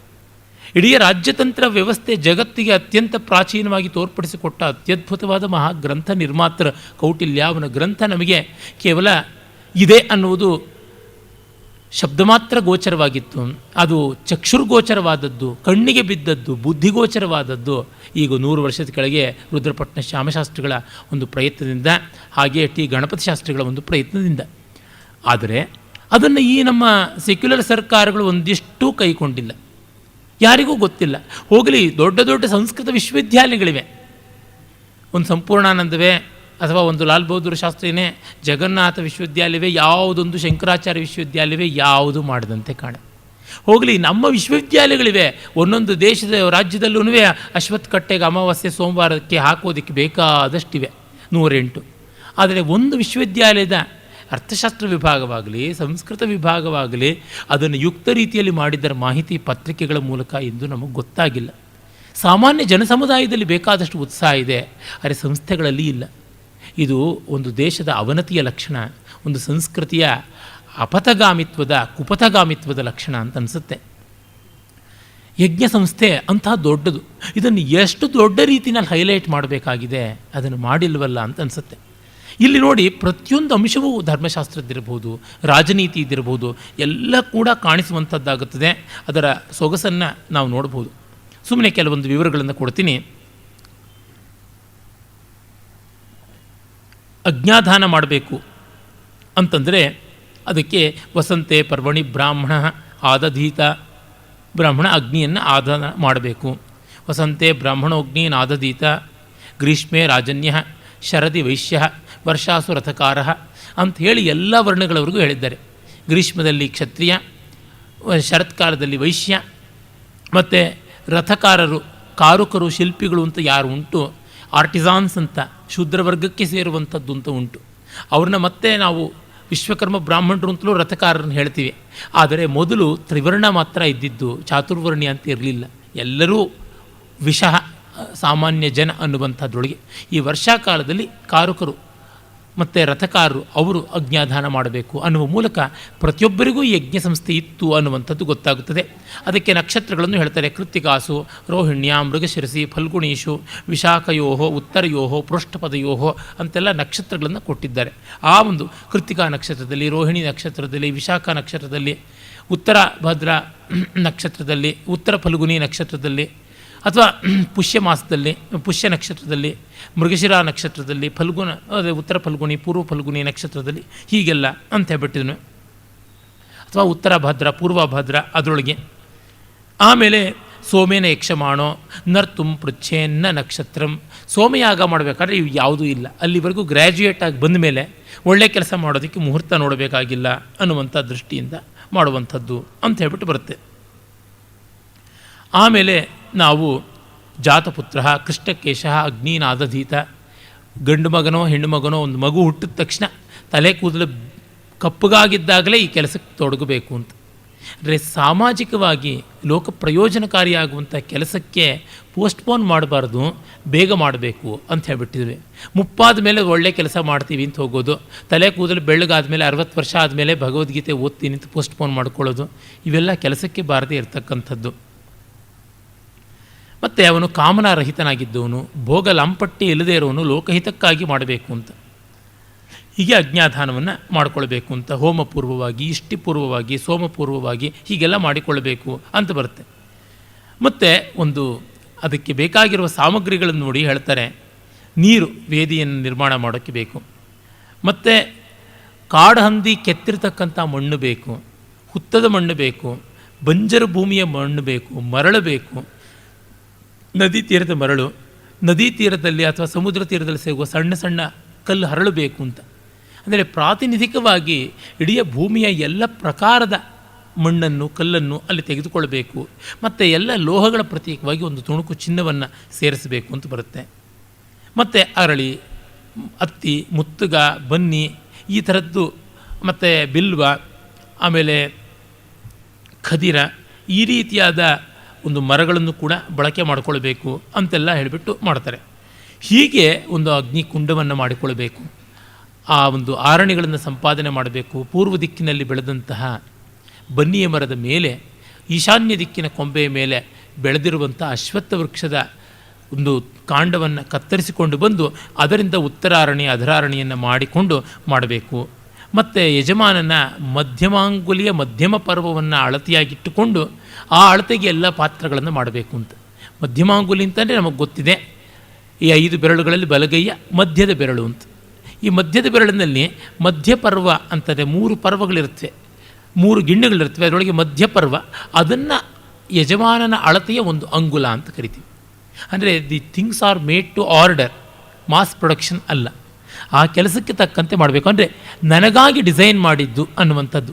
ದೇರ್ ಆಲ್ ಡಿಸೈನ್ಡ್ ಅಂತಂತೀವಲ್ಲ, ಡಿಸೈನ್ಡ್ ಕಾಸ್ಟ್ಯೂಮು ಅಪ್ಪ ಅವರು ರೆಡಿಮೇಡ್ ಹಾಕ್ಕೊಳ್ಳೋವಂಥದ್ದಲ್ಲ, ಡಿಸೈನ್ ಮಾಡಿದ್ದು ಆರ್ಡರ್ ಕೊಟ್ಟು ಹೊಲಿಸ್ಕೊಳ್ತಾರೆ ಅಂದರೆ ತುಂಬ ಶ್ರೀಮಂತಿಕೆಯ ಲಕ್ಷಣ ಅಂತ ಅರ್ಥ. ಅಂದರೆ ನನಗೆ ಸ್ಪೆಷಲೈಸ್ಡ್ ಅನ್ನುವಂಥ ಅರ್ಥ. ಆ ರೀತಿಯಾಗಿ ಅದನ್ನು ಇಟ್ಟುಕೊಂಡು ಯಜ್ಞದ ಪರಿಕರಗಳನ್ನು ಯಾವುದಿವೆ ಅವನ್ನೆಲ್ಲವನ್ನೂ ಮಾಡಬೇಕು ಅನ್ನುವಂಥದ್ದು ಗೊತ್ತಾಗುತ್ತದೆ. ಸುಮಾರು 40 ಪಾತ್ರಗಳನ್ನು ಹೇಳ್ತಾರೆ. ಅದು ಶೂರ್ಪ ಇರಬಹುದು, ಸ್ಫ್ಯಾ ಇರಬಹುದು, ದರ್ವಿ ಇರಬಹುದು, ಚಮಸ ಇರಬಹುದು, ಶಮ್ಯ ಇರಬಹುದು, ಗ್ರಾವ ಇರಬಹುದು, ಮತ್ತರ್ಗ ವಸತೀವರಿ ಅಂತಿರಬಹುದು. ಹೀಗೆ ಬೇಕಾದಷ್ಟು ವಸತೀವರಿ ಅಂದರೆ ಒಂದು ಫಿಲ್ಟರ್ ಅಂತ ಕರೀತಾರೆ, ಸೋಮವನ್ನು ಹಿಂಡಿ ಫಿಲ್ಟರ್ ಮಾಡುವಂಥದ್ದು ಅಂತ. ಈ ರೀತಿಯಾದ ಎಷ್ಟೆಷ್ಟೋ ಪಾತ್ರೆಗಳು ಬರ್ತವೆ. ಎಲ್ಲ ಸೇರಿಸಿದ್ರೆ ಸುಮಾರು 120ಕ್ಕೂ ಹೆಚ್ಚು ಆಗುತ್ತದೆ ಅಂತ ನಮಗೆ ಗೊತ್ತಾಗುತ್ತದೆ. ಆಮೇಲೆ ಅದಕ್ಕೆ ಅಕ್ಕಿಯನ್ನು, ಗೋಧಿಯನ್ನು, ಈ ರೀತಿ ಧಾನ್ಯಗಳನ್ನು ಬಳಸಿಕೊಂಡು ಹುರಿಯಬೇಕು. ಆ ಹುರಿಯೋದಕ್ಕೆ ಪ್ರತ್ಯೇಕವಾದಂಥ ಭಾಷ್ಟ್ರ ಅಂತ ಕರೀತಾರೆ. ಆ ಭ್ರಾಷ್ಟ್ರ ಅನ್ನುವ ಒಂದು ಬಾಣಲೆ, ಅದರೊಳಗೆ ಹುರಿತಾರೆ. ಅಂಬರೀಷ ಅಂತಲೂ ಅದನ್ನು ಕರೀತಾರೆ. ಅದನ್ನು ಹುರಿಯೋದಕ್ಕೆ ಬೇಕಾಗಿರ್ತಕ್ಕಂಥ ಮರದ ಸೌಟುಗಳಿರ್ತವೆ. ಇವಾಗ ನಾನ್ ಸ್ಟಿಕ್ಕಿಂಗ್ ಪ್ಯಾನಲ್ಲಿ ಹುರಿಯೋದಕ್ಕೆ ಒಂದು ಸ್ಪೆಷಲ್ ಮರದ ಸೌಟು ಕೊಡ್ತಾರಲ್ಲ, ಆ ರೀತಿಯಾದಂಥದ್ದು ಬರುತ್ತೆ. ಮತ್ತು ಅದನ್ನು ಒಂದು ಜಿಂಕೆ ಚರ್ಮದ ಮೇಲೆ ಹಾಕಿ ಅದಕ್ಕಾಗಿರ್ತಕ್ಕಂಥ ದೃಷತ್ ಅನ್ನುವ ಕಲ್ಲಿನ ಮೂಲಕ, ಅರಿಯುವ ಕಲ್ಲು, ಅಮ್ಮಿ ಕಲ್ಲು ಅಂತ ಕರೀತಾರಲ್ಲ, ಅದರೊಳಗೆ ಕುಟ್ಟಬೇಕು. ಕುಟ್ಟಿ ಅದನ್ನು ಬೇಯಿಸೋದಕ್ಕೆ ಪ್ರತ್ಯೇಕವಾದಂಥ ಪಾತ್ರ ಉಂಟು, ಪುರೋಡಾಶ ಪಾತ್ರ ಅಂತ. ಆ ಪಾತ್ರದಲ್ಲಿ ಬೇಯಿಸಬೇಕು. ಆಮೇಲೆ ಅದನ್ನು ಕಪಾಲ ಅಂತ ಕರೀತಾರೆ, ಅಂದರೆ ಕಲ್ಲಿನ ತುಂಡುಗಳು, ಅದರ ಮೇಲೆ ರೊಟ್ಟಿ ಮಾಡಿ ಬೇಯಿಸಬೇಕು. ಹೀಗೆಲ್ಲ ಬರ್ತದೆ. ಅದನ್ನು ಅಗ್ನಿಗೆ ಆಹುತಿ ಕೊಡಬೇಕು ಅಂತೆಲ್ಲ. ಹೀಗೆ ಆ ವಿವರಗಳನ್ನು ನೋಡಿದ್ರೆ ನಮಗೆ ಗೊತ್ತಾಗುತ್ತದೆ ಎಷ್ಟು ಸ್ವಾರಸ್ಯಗಳು ಅಲ್ಲಿ ಕಾಣುತ್ತವೆ ಅಂತನ್ನುವಂಥದ್ದು. ಆಮೇಲೆ ನಾವು ವಿಕೃತಿ ಯಾಗಗಳಾಗಿ ಅಸಂಖ್ಯವಾದ ಯಾಗಗಳನ್ನು ನೋಡ್ತೀವಿ. ಪ್ರಕೃತಿ ಯಾಗ ಅಲ್ಲದೆ ವಿಕೃತಿ ಯಾಗ ಅಂತ ಉಂಟು. ಈಗ ಸೋಮದ ಮಿಕ್ಕ ವಿವರಗಳನ್ನು ನಾವು ನೋಡ್ಬೋದು. ಇದುವರೆಗೂ ನಾವು ನೋಡಿದ್ದಷ್ಟು ಕೂಡ ಹವಿಸ್ ಸಂಸ್ಥೆ ಇದಾಯಿತು. ಇನ್ನು ಪಾಕ ಸಂಸ್ಥೆಯಲ್ಲಿ ಅಗ್ನಿಷ್ಠೋಮ, ಅತ್ಯಗ್ನಿಷ್ಠೋಮವನ್ನು ನೋಡಿದ್ವಿ. ಉಕ್ತ್ಯ ಅನ್ನುವಂಥದ್ದು ಒಂದು ಉಂಟು. ಅದು ಇದರ ವಿಶಿಷ್ಟವಾದ ರೂಪ. ಉಕ್ತ್ಯ ಅನ್ನುವಂಥ ಒಂದು ಪಾತ್ರ ಉಂಟು. ಆ ಪಾತ್ರವನ್ನು ವಿಶೇಷವಾಗಿ ಬಳಸೋದ್ರಿಂದ ಆ ಹೆಸರು ಬಂತು. ಹಾಗೆ ಷೋಡಶಿ ಅಂತ ಒಂದು ಯಾಗ ಉಂಟು. ಷೋಡಶಿ ಎನ್ನುವಂಥ ಒಂದು ಯಜ್ಞ ಪಾತ್ರವನ್ನು ಅಲ್ಲಿ ವಿಶೇಷವಾಗಿ ಬಳಕೆ ಮಾಡೋದ್ರಿಂದ. ಇನ್ನು ವಾಜಪೇಯ ಅಂತ, ಅದು ವಿಶೇಷವಾಗಿ ಆಹಾರ ಮತ್ತು ಪೇಯ ಅವುಗಳಿಗೆ ಸಂಬಂಧಪಟ್ಟದ್ದು. ವಾಜ ಅಂತ ಅನ್ನೋದಕ್ಕೆ ಅನ್ನ ಅಂತ ಒಂದು ಅರ್ಥ ಉಂಟು, ಜೊತೆಗೆ ಶಕ್ತಿ, ಎನರ್ಜಿ ಅಂತ ಕೂಡ ಅರ್ಥ ಉಂಟು. ಈ ಶಕ್ತ್ಯುತ್ಪಾದಕವಾದಂಥ ಒಂದು ಪೇಯ ಅನ್ನುವಂಥದ್ದು ಸೋಮವನ್ನು ಅಲ್ಲಿ ವಿಶೇಷವಾಗಿ ಬಳಕೆ ಮಾಡ್ತಾರೆ ಅದಕ್ಕೋಸ್ಕರ. ಮತ್ತು ಅತಿರಾತ್ರ ಅಂತ, ಅದು ಓವರ್ನೈಟ್ ನಡೆಯುವಂಥದ್ದಾಗಿರ್ತದೆ. ರಾತ್ರಿ ಇಡೀ ನಡೆಯುವಂಥ ಕಲಾಪ 1-2 ದಿವಸ ಇರ್ತದೆ. ಆ ಒಂದು ಕಾರಣದಿಂದ ಅದು 9 ದಿವಸಗಳ ಕಾಲ ನಡೆಯುವಂಥದ್ದು. ಆಪ್ತೋರ್ಯಾಮ 11 ದಿವಸಗಳ ಕಾಲ ನಡೆಯತಕ್ಕಂಥದ್ದು. ಅದನ್ನು ಅಪ್ತೋರ್ಯಾಮ, ಆಪ್ತೋರ್ಯಾಮ ಅಂತ ಕೂಡ ಕರೀತಾರೆ. ಈ ಅತಿರಾತ್ರದ ಮತ್ತು ಅಪ್ತೋರ್ಯಾಮದಲ್ಲೆಲ್ಲ ಅಗ್ನಿಚಯನವನ್ನು ಮಾಡ್ತಾರೆ. ಅಂದರೆ ಅಗ್ನಿಗಳನ್ನು ಗರುಡನ ಆಕಾರದಲ್ಲಿ ಅಥವಾ ಕೂರ್ಮಪೃಷ್ಠ ಅಂತ ಕರೀತಾರೆ, ಆಮೆಯ ಬೆನ್ನಿನ ಆಕಾರದಲ್ಲಿ, ಇಲ್ಲ ರಥಚಕ್ರ ಆಕಾರದಲ್ಲಿ, ಹೀಗೆ ಬಗೆಬಗೆಯ ಆಕಾರದಲ್ಲಿ ನಿರ್ಮಾಣ ಮಾಡಿದ ವೇದಿಯ ಮೇಲೆ ಅಗ್ನಿಯನ್ನು ಸ್ಥಾಪನೆ ಮಾಡಿ ಆಹುತಿ ಕೊಡೋದ್ರಿಂದ ಬಂದಿದ್ದು. ಸರಿ, ಇದರಿಂದ ಎಲ್ಲ ಏನು ಬಂತು ಲಾಭ ಅನ್ನುವ ಪ್ರಶ್ನೆ ಬರುತ್ತೆ. ಅದಕ್ಕೆ ಒಂದು ಉತ್ತರ ಏನಂದರೆ, ಈ ಯಜ್ಞವನ್ನು ಮಾಡಬೇಕಾದ್ರೆ ಎಲ್ಲರೂ ಇರಬೇಕಾಗುತ್ತದೆ, ಪ್ರತಿಯೊಬ್ಬರೂ ಇರಬೇಕಾಗುತ್ತದೆ, ಇಡೀ ಸಮಾಜವೇ ಸೇರಿ ಮಾಡುವಂಥದ್ದಾಗುತ್ತದೆ ಅಂತ. ಇಡೀ ಸಮಾಜವೇ ಇದ್ದು ಮಾಡುವಂಥದ್ದು ತುಂಬ ತುಂಬ ಹೃದಯಂಗಮವಾದದ್ದು ಅನ್ನೋದನ್ನು ನಾವು ತಿಳ್ಕೊಳ್ತೀವಿ. ಯಾಕೆಂದರೆ ಒಬ್ಬ ಸೇರಿ ಮಾಡುವಂಥದ್ದು ಕೆಲಸಕ್ಕೆ ಅಂತ ಶೋಭೆ ಇರೋದಿಲ್ಲ. ಇಡೀ ಸಮುದಾಯ ಸೇರಿ ಮಾಡುವುದಕ್ಕೆ ಶೋಭೆಯೂ ಬರ್ತದೆ, ಮತ್ತು ಪ್ರತಿಯೊಬ್ಬರಿಗೂ ನಾನು ಇಲ್ಲದೆ ಇದು ಆಗುವಂಥದ್ದಲ್ಲ ಅನ್ನುವ ಭಾವನೆ ಕೂಡ ಬರ್ತದೆ. ಈ ಮೂಲಕವಾಗಿ ಸಮಾಜದಲ್ಲಿ ಪರಸ್ಪರ ವೈರಗಳು ಕಡಿಮೆಯಾಗಿ ಅವಲಂಬನೆಯ ಮಹತ್ವ ಏನು ಅಂತ ಗೊತ್ತಾಗುತ್ತದೆ ಅಂತೆಲ್ಲ. ಏಕಾಹ ಅಂತ ಒಂದು ದಿವಸದಲ್ಲಿ ಮಾಡ್ಬೋದು, ಅಹೀನ ಅಂತ 2ರಿಂದ 11 ದಿವಸಗಳಲ್ಲಿ ಮಾಡುವಂಥದ್ದು, 12 ದಿವಸದ ಮೇಲೆ ಒಂದು ವರ್ಷದವರೆಗೆ, ಅನೇಕ ವರ್ಷದವರೆಗೆ ನಡೆಯುವಂಥ ಸತ್ರ ಅಂತ, 12-13 ವರ್ಷಗಳವರೆಗೂ ಆಗುವಂಥ ದೀರ್ಘ ಸತ್ರ ಅಂತ, ಹೀಗೆಲ್ಲ ಬೇಕಾದಷ್ಟು ವಿವರಗಳನ್ನು ಬೆಳೆಸಿಕೊಂಡು ಹೋಗುವಂಥದ್ದನ್ನು ನಾವು ನೋಡ್ತೀವಿ. ಇರಲಿ, ಇನ್ನು ಹೆಚ್ಚಿನ ವಿವರಗಳನ್ನು ಇಲ್ಲಿ ನಾವು ಗಮನಿಸಬೇಕಾಗಿಲ್ಲ. ಇನ್ನೆಂದಾದರೂ ಏನಾದರೂ ಈ ಯಾಗಗಳ ಬಗ್ಗೆನೇ ಮಾಡುವುದಿದ್ದರೆ ನಾವು ಮಾತಾಡ್ಬೋದೇ ಹೊರತು ಸದ್ಯಕ್ಕೆ ಧರ್ಮಶಾಸ್ತ್ರದಲ್ಲಿ ಇಷ್ಟು ಚೌಕಟ್ಟು ಸಾಕಾಗುತ್ತದೆ ಅಂತ ಅನಿಸುತ್ತೆ. ಕ್ಷತ್ರಿಯಾಗವಾಗಿ 4 ವಿಶೇಷವಾಗಿ ಉಂಟು. ಸೌತ್ರಾಮಣಿ, ವಾಜಪೇಯ, ರಾಜಸೂಯ ಮತ್ತು ಅಶ್ವಮೇಧ ಅಂತ. ಸೈನ್ಯ ಸಂಚಯದ್ದು ಒಂದು ಮತ್ತು ಸ್ನೇಹ ಸಂಪಾದನದ್ದು ಇನ್ನೊಂದು. ಸೈನ್ಯ ಸಂಚಯ ಸೌತ್ರಾಮಣಿ, ಸ್ನೇಹ ಸಂಪಾದನಾ ವಾಜಪೇಯ ಮತ್ತು ರಾಜ್ಯ ಸ್ಥಾಪನ ರಾಜಸೂಯ ಅಥವಾ ರಾಜ ನಿರ್ಮಾಣ ಮತ್ತು ರಾಜ್ಯ ವಿಸ್ತರಣವನ್ನು ಅಶ್ವಮೇಧ ಅಂತ ನೋಡ್ತೀವಿ. ಹೀಗೆ ಒಂದು ಯಜ್ಞದ ಮೂಲಕ ಏನನ್ನು ಸಾಧಿಸಿಕೊಳ್ಳಬಹುದು ಕ್ಷತ್ರಿಯ ಅನ್ನುವಂಥದ್ದನ್ನು ತೋರ್ಪಡಿಸಿದ್ದಾರೆ. ಅಂದರೆ ನೋಡಿ, ನಮಗೆ ಈ ಕಾಲಕ್ಕೂ ಕೂಡ ಅದು ಅನುಭವಕ್ಕೆ ಬರುತ್ತದೆ. ಕೆಲವರು ಒಂದು ದೊಡ್ಡ ಪೂಜೆಯನ್ನು, ಮತ್ತೊಂದನ್ನು, ಮನೆಯಲ್ಲಿ ಸಮಾರಂಭವನ್ನು, ಒಂದು ಸತ್ಯನಾರಾಯಣ ಪೂಜೆ ಅಂತಲೂ ಮತ್ತೊಂದು ಮಾಡ್ತಾರೆ. ಬಿಸ್ನೆಸ್ ಪ್ರಪಂಚದಲ್ಲಿರ್ತಕ್ಕಂಥವ್ರು ಎಲ್ಲರೂ ಬರ್ತಾರೆ. ಬಂದಾಗ ಒಂದು ಗೆಟ್ ಟುಗೆದರ್ ಅಂತ ಆಗುತ್ತೆ. ಸ್ವಾಮಿ ಕಾರ್ಯ, ಸ್ವಕಾರ್ಯ ಎಲ್ಲ ನಡೆಯುವಂಥದ್ದು. ಹೀಗೆ ಮಾಡಬೇಕು. ಯಾವುದನ್ನು ನಿಷ್ಪ್ರಯೋಜಕವಾಗಿ ಮಾಡಿದ್ರೆ, ಬರೀ ಪರಕ್ಕೆ ಮಾತ್ರ ಪ್ರಯೋಜನ ಆದರೆ ಏಕೇನು ಅಂತ ಆಗುತ್ತದೆ. ಹೀಗೆ ಗೆಟ್ ಟುಗೆದರ್ ಆಗಬೇಕು. ಅದು ಕೇವಲ ಒಂದು ಪಾರ್ಟಿ ಅಂತ ಲೌಕಿಕ ಮಟ್ಟಕ್ಕೆ ಮಾತ್ರ ಬರದೆ ಅದಕ್ಕೊಂದು ವೈದಿಕವಾದ ಆಯಾಮವೂ ಬರಬೇಕು ಅಂತ ನೋಡ್ತೀವಿ. ಹೀಗೆ ನಡೆದರೇ ಆಗುವಂಥದ್ದು. ಹಬ್ಬಗಳು ಮುಂದೆ ವಿವರಣೆ ನಾನು ಕೊಡ್ತೀನಿ. ಆ ಹಬ್ಬಗಳಲ್ಲಿ ಕೂಡ ಇದನ್ನೇ ನೋಡ್ತೀವಿ.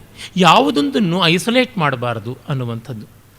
ಒಂದು 2-in-1, 4-in-1, 5-in-1 ಆ ರೀತಿಯಾಗಿರುವಂಥದ್ದು. ನನಗೆ ನನ್ನ ಸ್ನೇಹಿತನ ತಾಯಿ ಅವರು ಹೇಳುವಂಥ ಮಾತು ಜ್ಞಾಪಕ ಬರುತ್ತೆ. ನಮ್ಮ ಮನೆ ರಸ್ತೆಯಲ್ಲೇ ಇದ್ದಾರೆ. ನನ್ನ ತಾಯಿ ತರಹನೇ ಅವರು ಬಹಳ ವಿಶ್ವಸನೀಯವಾದಂಥವರು. ಅವರು ಅವ್ರ ಮನೆಯಲ್ಲಿ ಒಂದು ಕುಕ್ಕರ್ ನೋಡಿ, ಇದೇನು ಇಷ್ಟು ದೊಡ್ಡ ಕುಕ್ಕರ್ ಅಂತ ತೊಗೊಂಡಿದ್ದೀರಲ್ಲ, ನಿಮ್ಮ ಮನೇಲಿ ಇರೋದು 4 ಜನ, ಇಷ್ಟು ಯಾಕೆ ಅಂತಂದರೆ, ಅಪ್ಪ ಇದೆಲ್ಲ ಒಂದು ಕೆಲಸಕ್ಕೆ ಒಂದೇ ವಸ್ತು ಅಂತ ಅಲ್ಲ. ಇದು ಇಡ್ಲಿ ಪಾತ್ರೆ ಆಗಬೇಕು, ಮನೇಲಿ ಹೆಚ್ಚು ಜನ ಬಂದಾಗ ಆಗಬೇಕು, ಕುಕ್ಕರ್ ಆಗಬೇಕು, ಮತ್ತು ತುಂಬ ಜನ ಬಂದಾಗ ಬಿಸಿಬೇಳೆ ಹುಳಿಯನ್ನು ಆ ಥರದ್ದು ಮಾಡುವಾಗ ತೊಳಸೋದಕ್ಕೆ ಬೇಕಾಗಿರ್ತಕ್ಕಂಥ ದಪ್ಪ ತಳದ ಒಂದು ಪಾತ್ರೆನೂ ಆಗಬೇಕು. ಹಾಗೆಯೇ ಇಡ್ಲಿ ಹಿಟ್ಟು, ದೋಸೆ ಹಿಟ್ಟು ಇತ್ಯಾದಿಗಳನ್ನು ಉಕ್ಕದೇ ಕಾಪಾಡಿಕೊಳ್ಬೇಕು. ಹುದುಗು ಬರಬೇಕು, ರಾತ್ರಿ ಇಡೀ ಇಡಬೇಕು, ಅದು ಟೈಟಾಗಿರೋ ಮುಚ್ಚಳ ಆಗಬೇಕು. ವೆಯ್ಟ್ ಹಾಕ್ಬಿಟ್ಟು ಅದರ ಮೇಲೆ ಬೋರ್ಲ್ ಹಾಕಿಬಿಟ್ರೆ ಒಂದು ಪಾತ್ರೆ ಏನೂ ಹಿಟ್ಟು ಉಕ್ಕದೇ ನಿಲ್ಲುತ್ತೆ. ಆ ರೀತಿಯಾಗಿ ಆಗಬೇಕು. ಆಮೇಲೆ ಪಾಪ್ಕಾರ್ನ್ ಇತ್ಯಾದಿ ಮಾಡಬೇಕಾದ್ರೆ ಅದಕ್ಕೆ ವೆಯ್ಟ್ ಹಾಕಿಬಿಟ್ರೆ ಮುಚ್ಚಿಬಿಟ್ರೆ ಅದು ಚೆನ್ನಾಗಿ ಆಗುತ್ತೆ. ಈ ಥರ ಒಂದು 10 ಪ್ರಯೋಜನಗಳಿವೆ ಅಂತ ನನಗೆ ಹೇಳಿದ್ರು. ನನಗಿನ್ನೂ ಜ್ಞಾಪಕ ಬರುತ್ತೆ. ಇದು ನಮ್ಮ ವೈದಿಕವಾದ ದೃಷ್ಟಿ ಅಂತ. ಆ ಕೆಲಸಕ್ಕೆ ಅದೇ ಮಾತ್ರ, ಈ ಕೆಲಸಕ್ಕೆ ಇದೇ ಮಾತ್ರ ಅಂತ ನಾವು ಮಾಡಿಕೊಂಡ್ರೆ ದುಂದು ಆಗುತ್ತದೆ.